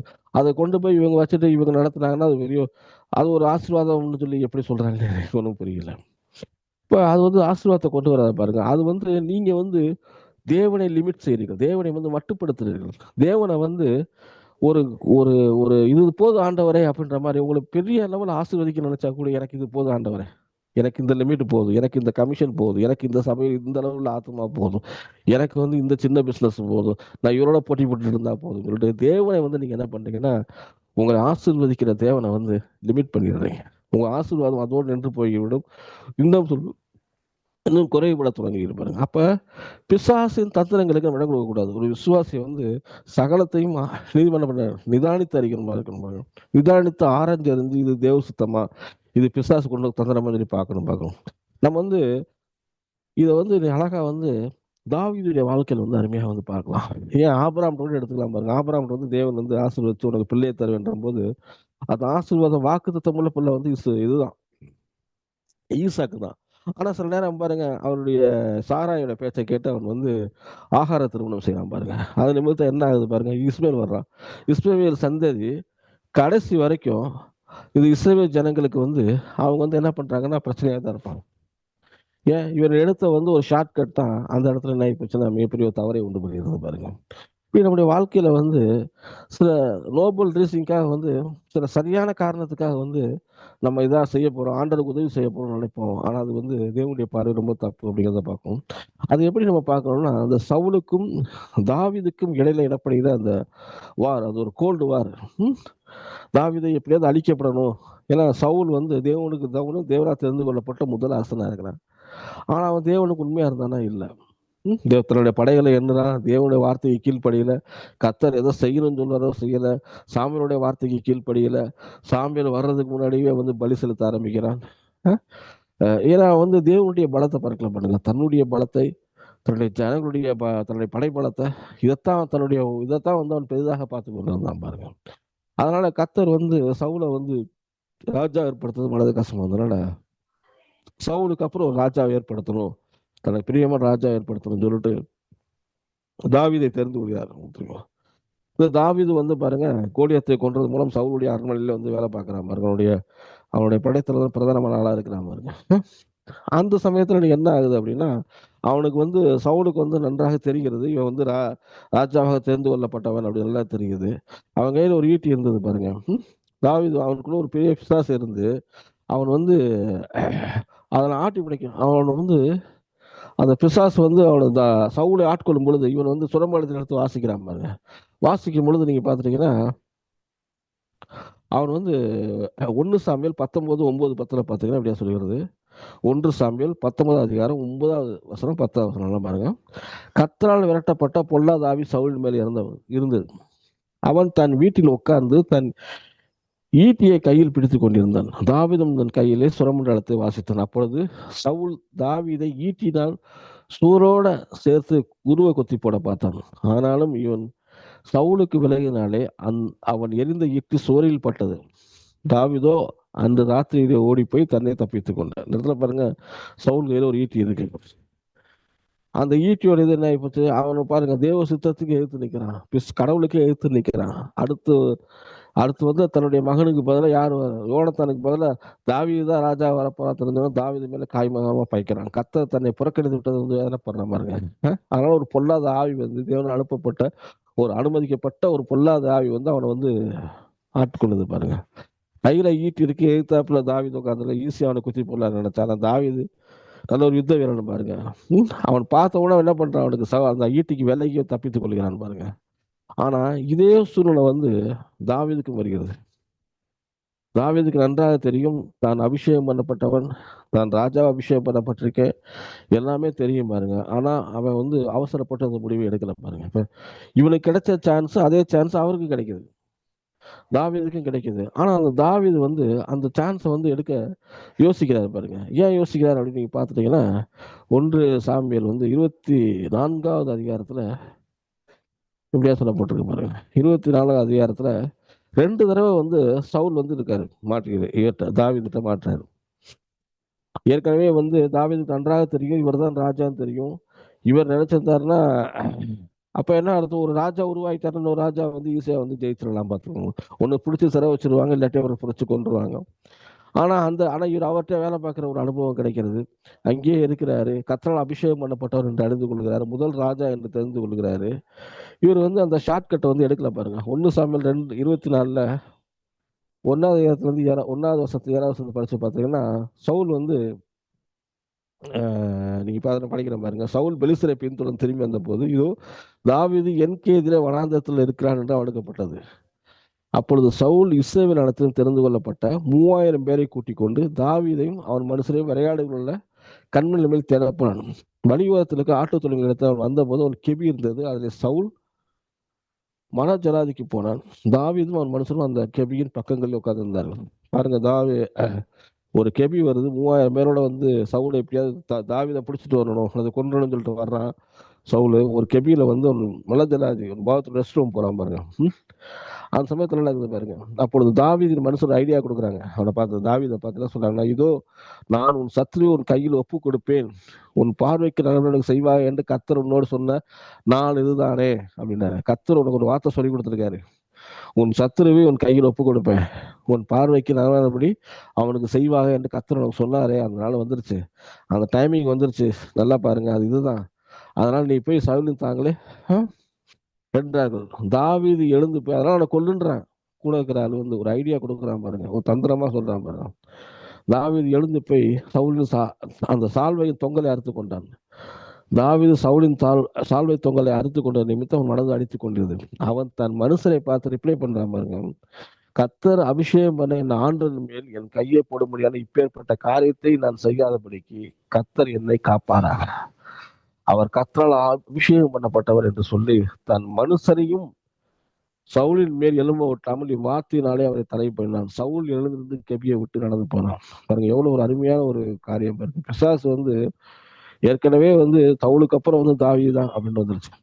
ஆனா இந்த தாவீது வந்து அந்த சான்ஸ் வந்து பிசாசு கொடுக்குறான், ஒரு குறுக்கு வழியை கொடுக்குறான் பாருங்க. கூட இருக்கிற ஆளு வந்து அவங்களுக்கு சொல்றாரு, அவங்க வசனத்தை சொல்லி ஆண்டவர் உனக்கு இப்படி சொன்னாரு, அதனால நீ வந்து அவர் கொன்று அப்படின்ற மாதிரி சொல்லும் பொழுது அவன் சொல்றான், கர்த்தரால் அபிஷேகம் பண்ணப்பட்டவன், கர்த்தருடைய அபிஷேகத்துடைய வல்லமை இவன் சவுலை பார்க்கவில்லை, சவுளுடைய தவறை பார்க்கவில்லை, கர்த்தரை பார்த்தான், கர்த்தருடைய அபிஷேகத்தை பார்க்கறான் பாருங்க.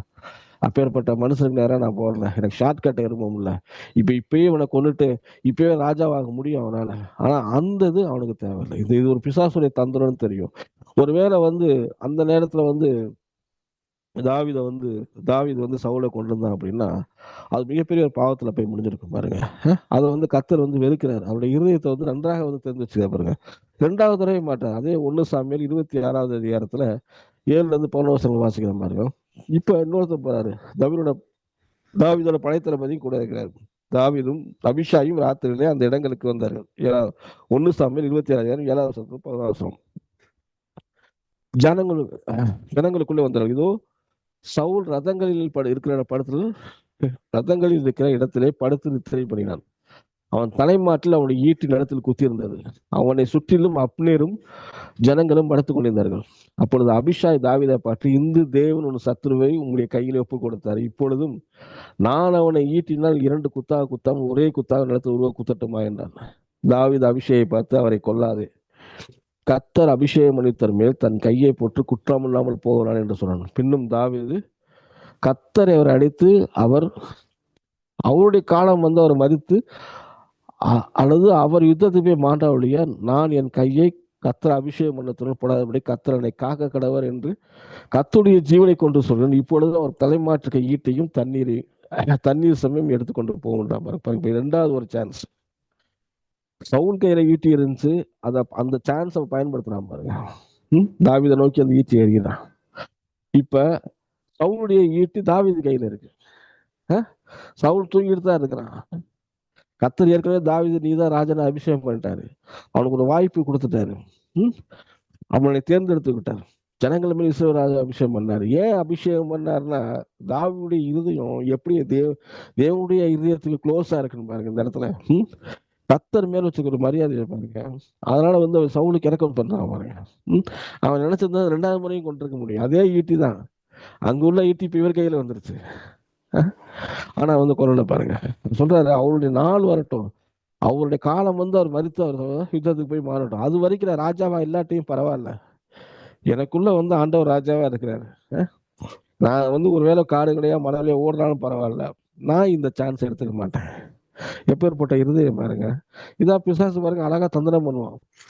உங்க வந்து ஒரு நோபல் காஸ்தால இது என்ன இருக்கு, கர்த்தர் சொல்லிட்டாரு செஞ்சுட்டு போ, ஷார்ட்கட் எடுக்கிற என்ன தப்பு இருக்கு? நாளைக்கு வந்து ஒரு ஆசீர்வாதம் உள்ள ஆள் வெளியே சொல்லிக்கலாமே, ராஜான்னு வெளியே சொல்லியிருக்கலாமே, அப்படிலாம் இல்லை. அந்த சான்ஸை வந்து அவர் கொடுக்கல பாருங்க, பிசாசுக்கு வந்து கொடுக்கவே இல்லை. ஏன் அப்படின்னா தேவனை குறிச்ச வந்து எந்த அளவுக்கு நெருங்கி பழகினாலும் தேவனை குறிச்ச ஒரு அறிவு, அவனுக்கு அதிகமா இருந்தது பாருங்க. தேவன் எப்படிய அந்த க்ளோஸ் டு ஹார்ட். அதனாலதான் வந்து கர்த்தருடைய இருதயத்துக்கு ஏற்றவன். தாவீதை வந்து இருதயத்துக்கு ஏற்றவன் சொன்னாருன்னா அது காரணம் வந்து இதுதான். அது தாவீது தன்னுடைய நீதி நிமித்தம் கிடையாது, தேவனை குறிச்ச அறிவி நிமித்தம். அதனால வச்சுக்கோங்க, தாவீது ரொம்ப யோக்கியமா இருந்தாரு, ரொம்ப பர்ஃபெக்டா இருந்தாரு, அதனாலதான் இப்பெல்லாம் செய்யறா அப்படின்றது கிடையாது. தேவனை குறிச்ச ஒரு அறிவு, கர்த்தரோட அபிஷேகம் பண்ணப்பட்ட வேல்யூ ஆஃப் த அனாயிட்டிங், அது தாவீதுக்கு நன்றாக தெரிஞ்சது பாருங்க. அவர் நன்றாக சொல்றது, ஒரு மனுஷனை வந்து நான் கொள்ளக்கூடாது, அது தேவன் கையில கொடுத்துருவோம். அவனுடைய காலம் வந்து அவரை கத்தர், அவன் எப்போ கத்திட்ட போறோம் பார்த்துக்கொண்டார். இப்போ சொல்றேன், பவுல் வந்து தாவீது கையில வந்து சாகல. பவுல் வந்து தன்னைத்தானே வந்து என்ன பண்ணாரு, தற்கொலை செய்து கொள்கிறாரு பாருங்க. ஏன்னா அவன் பாருங்க, இப்ப சவுளுடைய ரத்த பலிக்கு வந்து தாவீது வந்து நீங்களாக்கிட்டாங்க, அவன்கிட்ட இருந்து தப்பிச்சுக்கிட்டாரு. அப்ப பாருங்க, தேவன்கிட்ட வந்து தேவனுடைய இருதயம் வந்து எப்பேற்பட்ட இருதயம்ங்கிறது வந்து அதனாலதான் ஷார்ட்கட் எடுக்கல பாருங்க. சரி, இப்ப சவுலு இறந்துட்டாச்சு. சவுலுக்கு அப்புறம் பாருங்க, இப்ப தாவீது தான் ராஜாவை வரணும். இப்போ வந்து என்ன பண்ணணும்னா, இவன் போய் வந்து பொசிஷனை வந்து எடுத்துக்கலாம். அப்போ வந்து என்ன சொல்றாரு பாருங்க, 2 சாமியல்ல வந்து 2வது அதிகாரத்துல நான் வாசிக்கிறேன் பாருங்க. 2 சாமியல் 1 4 வரைக்கும். பின்பு தாவீது கர்த்தர் விலைக்கு, நான் யூதாவின் பட்டணங்கள் போய் ஒன்று இருக்கலாமா என்று விசாரித்தான். அதற்கு கர்த்தர் போ என்றார். எவ்விடத்துக்கு போகலாம் என்று தாவீது கேட்டதற்கு அவர் எப்ரோனுக்கு போ என்றார். அப்படியே தாவீது தன் 2 மனைவியராகிய இஸ்ரவேல் ஊராகிய அகினாவோடும் நாபேலின் மனைவியா இருந்த கர்மேல் ஊராகிய அபிகாரிடம் இடத்துக்கு போனான். அன்றியும் தன்னோடு இந்த மனுஷரையும் அவர்கள் குடும்பங்களை கூட்டிக் கொண்டு போன அவர்கள் எப்ரோனில் சிற்றூரிலே குடியேறினார்கள். அப்பொழுது யூதாவின் மனுஷர் வந்து அங்கே தாவீதை யூதா வம்சத்தில் ராஜாவாக அபிஷேகம் பண்ணி வைத்தார்கள். அங்க பாருங்க, இப்போ வந்து எடுத்த உடனே வந்து இஸ்ரவேல் ஜனத்துக்கு ராஜாவா போலான்னு கேட்கலாம். ஆண்டவர்ட்ட உட்காந்து தேவ சமூகத்தை தாத்துலாம். இப்ப சவுல் இல்லை, உயிரோடு இல்லை, அவருடைய மகன் வந்து டெம்பரவரியா தலைவர் ராஜாவாக வந்து அறிவித்துக் கொண்டிருக்கிறாரு, இஸ்போபேத் என்ற ஒரு மனுஷன். அது தாவீதுக்கு வந்து தாவீதுடைய பராக்கிரமத்தால ஒண்ணுமே கிடையாது. ஒரே நிமிஷம் வந்து எனக்கு தான் ராஜாவை அபிஷேகம் பண்ணப்பட்டாரு, நான் தான் அபிஷேகம் பண்றேன், சவுலுக்கு அப்புறம் நான் தான் போய் பொசிஷன் எடுத்துருக்க முடியும். ஆனா எடுக்காம என்ன பண்றாரு, ஒரே நேரத்தில் ஆண்டவர்ட்ட சமூகத்தை உற்சவம் பண்றாரு. ஆண்டவர் எங்க போகணும், யூதாவின் பட்டத்துல போய் குடியிருக்கலாம்னு எப்ரோன் போன்றாரு. அங்க எப்ரோன்ல வந்து அவன் ராஜாவாக அபிஷேகம் பண்றாரு பாருங்க. எப்ரோன்ல வந்து கிட்டத்தட்ட பாத்துட்டீங்கன்னா ஒரு வந்து கிட்டத்தட்ட வந்து ஒரு 7 வருடம் 6 மாசம் கொண்டு இங்க இருந்தான்னு சொல்லி போட்டு, அதாவது 7 வருடமும் 6 மாதமும் அங்க அந்த எபிரோனை வந்து யூதா தேசத்தை வந்து ஆட்சி பண்றாரு. ஏன்னா இஸ்ரவேல் ஜனங்கிறது பெருசு, யூதா ஜனங்கள் வந்து சிறியர் கோத்திரம். கர்த்தர் வந்து அவர் கொடுக்கப்பட்ட அந்த அபிஷேகத்தை எப்படி சரியாக பயன்படுத்துறாரு பாருங்க. எந்த ஒரு ஷார்ட் கட்டுமே எடுக்கல. ஏன்னா பிசாசுடைய தந்திரத்தை எடுத்தாருன்னா மாட்டிக்குவாரு. ஏன்னா அவ்வளவு பெரிய ஜனங்களை வந்து அவர் வந்து ஒரு சாதாரண ஒரு ஆடு மேய்ப்பரா இருந்தவர் பாருங்க. அப்புறம் யுத்த வீரனா மாறினாரு. ஆனா ராஜாங்கிற பொசிஷன் வந்து மேனேஜ்மெண்ட் கொஸ்டின் வரும் பாருங்க. எல்லாத்தையும் பார்க்கணும் அப்படின்னா கர்த்தர் என்ன சொல்றாரோ அந்த டைரக்ஷன்ல போகணும்னு ஆசைப்படுறான். அதனாலதான் எப்ரோனுக்கு போன்றாரு ஆண்டவர். அவர் நினைச்சிருந்தாலும் இஸ்ரவேலுக்கு போப்பா, அந்த இஸ்ரோவத்தை கொண்டுட்டு நீ போய் உட்காந்து காப்பான்னு சொல்லியிருக்கலாம். ஆனா சொல்ற, ஏன் எப்ரோனுக்கு போக சொல்றாருன்னா, நீங்க இந்த இடத்துல முதல் ஆட்சி செய், இந்த ஜனங்களுக்கு வந்து நன்மை செய்ய, ஒரு ஒரு ராஜாவை எப்படி இருக்கிற முதல் கத்துக்கலாம், அதுக்கப்புறம் நீ அங்க வாழ்ந்தாரு. அது வரைக்கும் எவ்வளவு பொறுமை பாருங்க. நீங்க தாவீதுக்கு வந்து எவ்வளவு பொறுமையா இருக்கும். அவன் ஷார்ட் கட்டை எடுக்கவே இல்லை. 2 சாமுவேல் 5வது 1-5 வாசிக்கிற பாருங்க. அக்காலத்து இஸ்ரவேலின் கோத்திரங்கள்லாம், அந்த இஸ்போபேத் அப்படின்ற வந்து சவுலுடைய மகன் பாருங்க. அவனுக்கு அப்படின்ற ஒரு படைத்தளபதி இறந்து போன உடனே இவருடைய ஆட்களே வந்து அந்த ராஜாவை கொள்றாங்க. அப்ப அந்த அளவுக்கு அந்த அபிஷேகம் இல்லைன்னா இதான் நடக்கும். அவங்களுடைய ஆட்களே அவங்களை கொண்டுறாங்க. கொண்டுனா இப்ப ஜனங்கள் இஸ்ரேல் ஜனங்கள் ராஜா கிடையாது. அவங்க என்ன பண்றாங்கன்னா, நீங்க பாருங்க, நேரா வந்து அக்காலத்து இஸ்ரேலின் கோத்திரங்கள் எல்லாம் எபிரோனில் இருக்க தாவீது இடத்துக்கு வந்து இவன் ஆசீர்வாதத்தை தேடி போல, இவன் தன்னை ராஜாவாக, இவன் தான் ராஜான்னு நல்லா தெரியும், இவன் தான் அபிஷேகம் பண்ணவன்னு தெரியும். ஆனா இவன் எங்கேயுமே போல பாருங்க. தாவீது சொல்றாருங்க, அக்காலத்து இஸ்ரேல் தோத்திரங்கள் எல்லாம் எபிரோனில் இருக்க தாவீது இடத்துல வந்து, இதோ நாங்கள் உம்முடைய எலும்பும் உம்முடைய மாம்சமும் ஆனவர்கள். சவுலில் எங்கள் மேல் ராஜாவா இருக்கும்போது இஸ்ரவேலை நடத்தி போனவரும் நடத்தி கொண்டு வந்தவரும் நீரே. அவர் சும்மா ஒரு பதவியில் மட்டும் தான் ராஜா, நீங்க தான் எல்லாமே பண்ணீங்க. யோசிப்பு மாதிரி, என் ஜனமாய் இஸ்ரவேலை நீர் மேய்த்து, நீ இந்த ஜனமுள்ள இஸ்ரவேலை தலைவனா இருப்பேன் இடத்துல சொன்னாரே, ஆண்டவர் கூட சொன்னாரு பாருங்க. இஸ்ரவேலின் மூப்பர் எல்லாரும் எப்ரோனிலே ராஜனிடத்தில் வந்தார்கள். தாவீது ராஜா எப்ரோனிலே கர்த்தருக்கு முன்பாக அவர்களோட உடன்படிக்கை பண்ண பின்பு அவர்கள் தாவீது இஸ்ரவேலில் ராஜா அபிஷேகம் பண்ணார்கள். தாவீது ராஜாவாகும்படி 30 வயதா இருந்தான். அவன் 40 வருஷம் ராஜ்யபாரம் பண்ணினான். அவன் எப்ரோனில் யூதாவின் மேல் 7 வருஷம் 6 மாதமும், எருசலேமிலே சமஸ்த இஸ்ரவேல் மேலும் யூதாவின் மேலும் 33 வருஷம் சேர்ந்து ராஜாபாரம், மொத்தம் 40 வருஷம் ராஜ்யபாரம் பண்றான் பாருங்க. இதெல்லாம் யோசனை பண்ணுங்க. இவன் வந்து ராஜாவுடைய பதவியை தேடி போல, ஆனா ராஜாவுடைய பதவி இவனை தேடி வருது, இவனுடைய ஆசீர்வாதம் இவனை தேடி வருது பாருங்க. சவுலுக்கு அப்புறம் இஸ்மோபேத்துன்னு வர்றான். இவன் நினைச்சதான் அவனோட போராடிட்டு இருக்கணும். அதெல்லாம் ஒண்ணுமே கிடையாது. இதுதான் வந்து ஆசீர்வாதங்கிறது தான். ஆசீர்வாதத்தை நம்ம போடி தேவைப்படுற அவசியம் கிடையாது. ஆசீர்வாதம் நம்மளை தேடி காத்து கொண்டு இருக்கிறது. நான் யார் கர்த்தருடைய சமூகத்தில் உண்மையா இருக்கிறேன், யார் கர்த்தருக்கு உத்தமமா இருக்கா அப்படின்றாலும் ஆசீர்வாதம் வந்து அவரை தேடி வரும் பாருங்க. நம்ம போய் நம்ம தான் ஆஸ்வதிக்கப்பட்டவன் அப்படின்னு சொல்லி கர்த்தருக்கு உதவ போறேன்னு சொல்லி சவுலையும் குத்தி கொண்டு போட்டு அவரோட மகனையும் குத்தி போட்டு நம்ம எடுத்தோம் அப்படின்னா இந்த 40 வருஷம் ராஜ்யபரம் பண்ணியிருக்க முடியாது பாருங்க. தாவீது காலத்துல வந்து 40 வருஷமும் பாருங்க அவர் வந்து ரொம்ப சமாதானமா இருந்தாரு. எவ்வளவு பெரிய எதிரி வந்தாலும் அவர் மேற்கொள்ளக்கூடிய வல்லமையை கர்த்தர் வந்து தாவீதுக்கு வந்து கொடுத்தாரு. இதைத்தான் தாவீதை வந்து அவர் சொல்றாரு, அவருடைய வாழ்க்கையை ஆராய்ந்து பார்த்து சொல்றாரு, ஆண்டவர் இருதயத்துக்கு ஏற்றவனா இருக்கான். கர்த்தருடைய இருதயம் என்ன அப்படிங்கறத வந்து தாவீது நன்றா அறிந்து வச்சிருந்தான் பாருங்க. அவன் ஆசீர்வாதத்துக்கு பின்னாடி ஓடல, தன்னை ஆசீர்வதிக்கிற தேவனுக்கு பின்னாடி ஓடுறான். அதுதான் ரொம்ப ரொம்ப முக்கியம் பாருங்க நம்ம வாழ்க்கையில. நாம் எதுக்கு பின்னாடி ஓடுறோம்? நம்ம ஒரு நிமிஷம் சிந்திச்சு பார்க்கணும். நம்ம வாழ்க்கை அலசி பார்க்கணும். நம்ம ஷார்ட்கட் எடுக்கிறோமா? கவர்மெண்ட் ஸ்டாஃபா இருந்துட்டு லஞ்சம் வாங்குறோமா? பிறரை வந்து ஏமாத்துறோமா? ஒரு முதலாளிக்கு துரோகம் பண்றோமா? ஒரு ஊழியத்துக்கு வந்து ஒரு பாஸ்டருக்கு துரோகம் பண்றோமா? எந்த ஷார்ட்கட் எடுக்க தேவையில்லை பாருங்க. உண்மையாலுமே தேவன் உங்களை நடத்திருக்கிறாரு, உங்களை ஆசீர்வதிக்கிற தேவன் தான். ஆசீர்வாதத்துக்கு பின்னாடி போறதை விட்டு ஆசீர்வாதம் உங்களை தேடி வரும். உங்களை விரட்டிட்டு வந்தா எப்படி இருக்கும் பாருங்க. 28 உபாகம் 28 அதிகாரம் 1 வந்து சொல்றாரு, ஆசீர்வாதம் அவனை ஓவர்டேக் பண்ணி வந்து போட்டு. யார் உண்மையாலுமே தேவ சத்தத்தை கை கொண்டீங்க அப்படின்னா ஆசீர்வாதம் உங்களை தேடி வரும், உங்களவே ஓவர்டேக் பண்ணுவோம். இவன் எதற்காக தான் தாவீது வெயிட் பண்றான் பாருங்க. நம்ம பேர் ஜனங்களே தேடி வந்து எல்லாம் வந்து நீங்க எங்கமே ராஜாவா இருங்க. எப்பேற்பட்ட ஒரு ஆசீர்வாதம் பாருங்க. நீங்க ராஜ்யம் எங்க இருக்கு? தான் பதவியை விட்டுறக்கூடாது. நான் மூப்பரா இருக்கிறேன் பாருங்க. இந்த மாதிரி ஒரு சபையில வந்து இவ்வளவு பதவி எடுக்க நாற்காலியை பிடிச்சிட்டு நம்ம உட்காந்துருக்கோம். சொல்றாங்க நாற்காலி அவரை தேடி வந்தது. இதுதான் தேவனுடைய ஆசீர்வாதம். இந்த ஆசீர்வாதத்துக்காக தான் இருக்கணும். இந்த பிசாசுடைய தந்திரம், குறுக்கு தந்திரம், கூட இருக்கிறவங்க சொல்றது இதெல்லாம் வந்து நம்ம புரிஞ்சுக்கணும். இதெல்லாம் தேவனோட கரெக்ட் ஆகுதா? தேவனுடைய சித்தத்துல ஒத்து போகுதா? தேவனுடைய ஆசீர்வாதத்துல ஒத்து போகுதா? இதெல்லாம் பார்க்கணும் பாருங்க. அப்ப வேத வசனத்தை நம்ம ஆராய்ந்து படிக்கணும். இந்த மாதிரி ஊமைகள்லாம் படிக்கும் பொழுது, இந்த மாதிரி காரியங்கள்லாம் படிக்கும் பொழுது அது நமக்கு முன்மாதிரியா இருக்கிறது. ஷார்ட்கட் எடுக்கக்கூடாது பாருங்க. நானும் என்னோட வாழ்க்கை ஷார்ட்கட் எடுக்கிறது எப்போ வந்து ஷார்ட்கட்ல பெரியவராக இருக்கலாம். ஆனா அது பெரிய ஒரு ஆசீர்வாதத்தை கொடுக்க முடியாது பாருங்க. அந்த ஆசீர்வாதத்துல லிமிட் பண்ற மாதிரி தேவனை வந்து அப்படியே ஸ்டாப் ஆண்டவரை எனக்கு இது போதும் அப்படின்ற மாதிரி கர்த்தர் உங்களை பெரிய லெவலில் ஆசீர்வதிக்கணும்னு ஆசைப்படுறாரு. நான் சொல்றேன், இதை கேட்டுக்கொண்டவர்கள் கர்த்தர் உங்களை மிகப்பெரிய அளவில் ஆசீர்வதிக்கணும்னு ஆசைப்படுறாரு. தேவனை லிமிட் பண்ணாதீங்க. தேவனுக்கு இடம் கொடுங்கள். அவர் ஆலோசனைக்கு இடம் கொடுங்க, அபிஷேகத்துக்கு இடம் கொடுங்க. கர்த்தர் உங்களை ஏற்ற வரையில் அவரே உயர்த்துவார். எதுல இருந்து கர்த்தர் தள்ளப்பட்டீர்களோ கர்த்தர் வந்து அதை தூக்கி கொண்டு நிறுத்துவார். அவரே கொண்டு ஜனங்கள் மூலியமா கொண்டு வைக்கணும். ஆசீர்வாதம் உங்களை தேடி வரணும்னு சொல்லி அது வரைக்கும் வெயிட் பண்ணுங்க, அது வரைக்கும் காத்துருங்க. அது வரைக்கும் நன்மை செய்யுங்க. எவ்வளவு ஒரு கஷ்டமான சூழ்நிலை இருந்தா தேவனுக்கு வந்து துரோகம் பண்ணக்கூடாது, குடையர்களுக்கு பண்ணக்கூடாது. தேவனுடைய வேலை வரும் வரைக்கும் காத்து கொண்டிருக்கிற வேணும் பாருங்க. அப்படி காத்து கொண்டிருக்கிற மனுஷன் சொல்றாரு, ஆசீர்வாதத்துக்கு தப்பவே மாட்டீங்க. நித்தியமா ஆசீர்வாதம் உங்களை தேடிக்கொண்டிருக்கு. நான் சொல்றேன், ஆசீர்வாதம் கர்த்தருடைய ஆசீர்வாதம் இதை கேட்டுக்கொண்டிருக்க எல்லாரையும் தேடிக்கொண்டிருக்கிறோம். நம்ம ஆசீர்வாதத்துக்கு நேரம் போகக்கூடாது. ஆசீர்வாதம் உங்களை தேடி இருக்கும். நீங்கள் ஆசீர்வாதத்தை கவர்ச்சி பண்றாங்க. ஆசீர்வாதம்னா என்னன்னா, ஆபிரகாம் ஆண்டவர் சொன்னார் பார்த்தீங்களா, உண்மையான ஆசீர்வாதம் தான். நான் உன்னை ஆசீர்வதிப்பேன், அதோட நிறுத்திடக்கூடாது.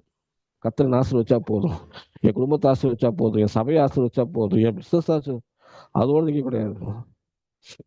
நீ அநேகருக்கு ஆசீர்வாதமா இருப்பாங்க. அநேகருக்கு ஆசீர்வாதம் நம்ம இடத்துல இருந்து புறப்பட்டு போகும் பாருங்க. அதான் தாவீது என்னோட சங்கீதம் 23 சொல்றாரு, என் பாத்திரம் நிரம்பி வழிகிறது. அப்புறம் என்ன அர்த்தம்னா, அந்த பாத்திரம் ஃபுல்லா ஆயிடுது. ஃபுல்லா ஆயிட்டு தான் அதுக்கப்புறம் தான் ஓவர்ஃப்ளோ ஆகுது.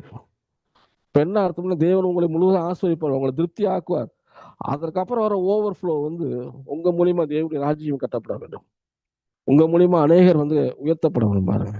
இதுதான் உண்மையான ஆசீர்வாதங்கிறது. இதுதான்.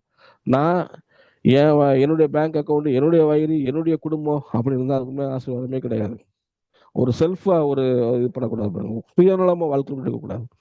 நம்ம மூலியமா அநேகர் தேவனுடைய ராஜ்யம் கட்டப்படணும். நம்ம மூலியமா நாம் தேவனுக்கு ஆசீர்வாதமா இருக்க வேண்டும், அநேகருக்கு ஆசீர்வாதம். அதுதான் பர்ஃபெக்டான பிளஸ்ஸிங் பாருங்க.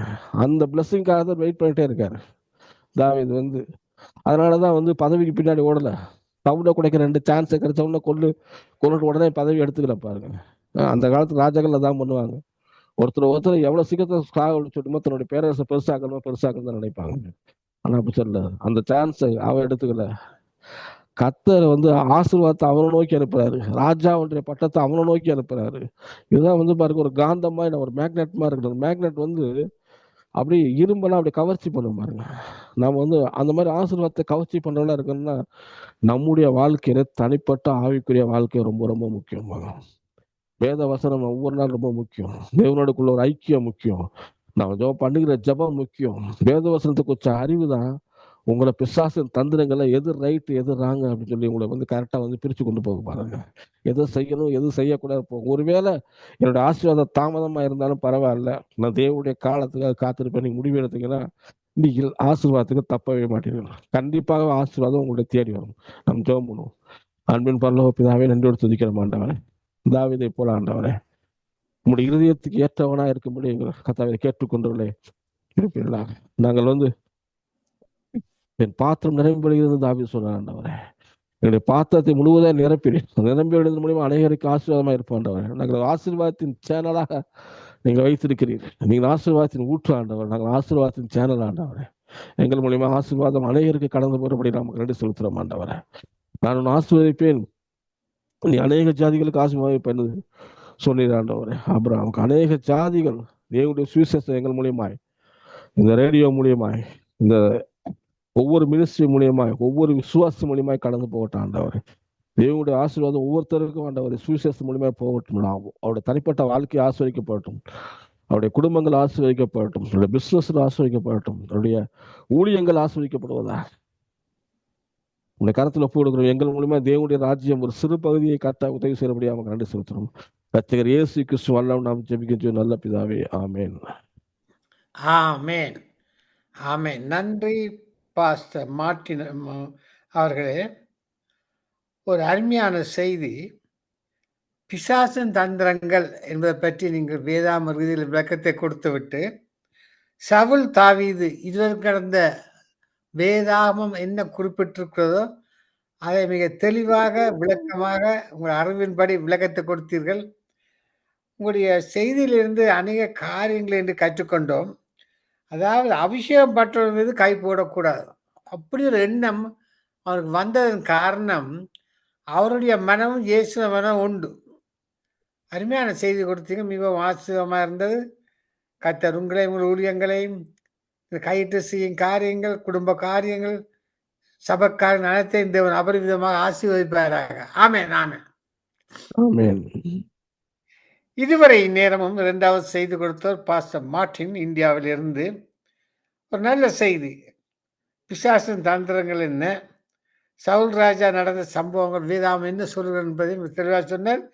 மிகவும் ஆச்சரியமாக இருந்தது. கர்த்தர் ஊழியங்களையும் சபையும் தேவன் ஆசீர்வதிப்பாராக. ஆமென். ஆமென். நாங்கள் முடிவு ஜெபத்தை எடுப்போம். இன்றைய நாளே பாஸ்டர் ஜோன் பால் ஆனந்த் சமூகம் அளிக்கவில்லை. எனவே முடிவு ஜெபத்தை எடுப்போம்.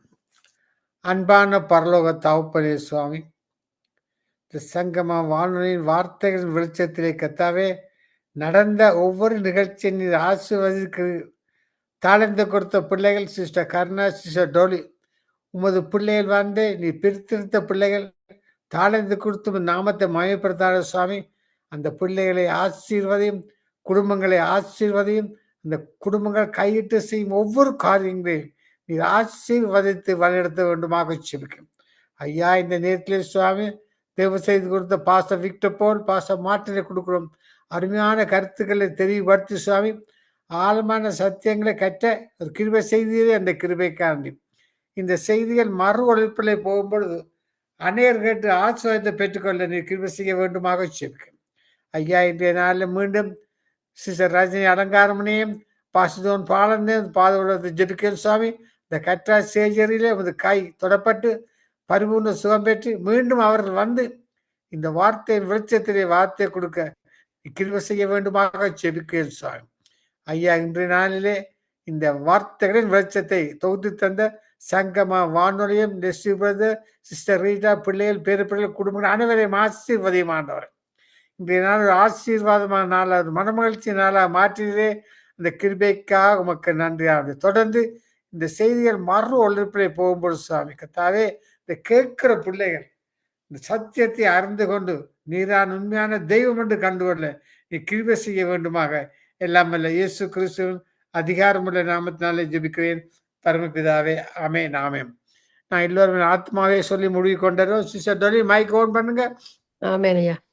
என் ஆத்துமாவே கர்த்தரை சோஸ்திரி, என் முழுமே முழுமே பரிசுத்த அவருடைய நாமத்தை பரிசுத்த நாமத்தை சோஸ்திரி. என் ஆத்துமாவே கர்த்தரை சோஸ்திரி, அவர் செய்த சகல உபகாரங்களை மறவாதே. ஆமென்.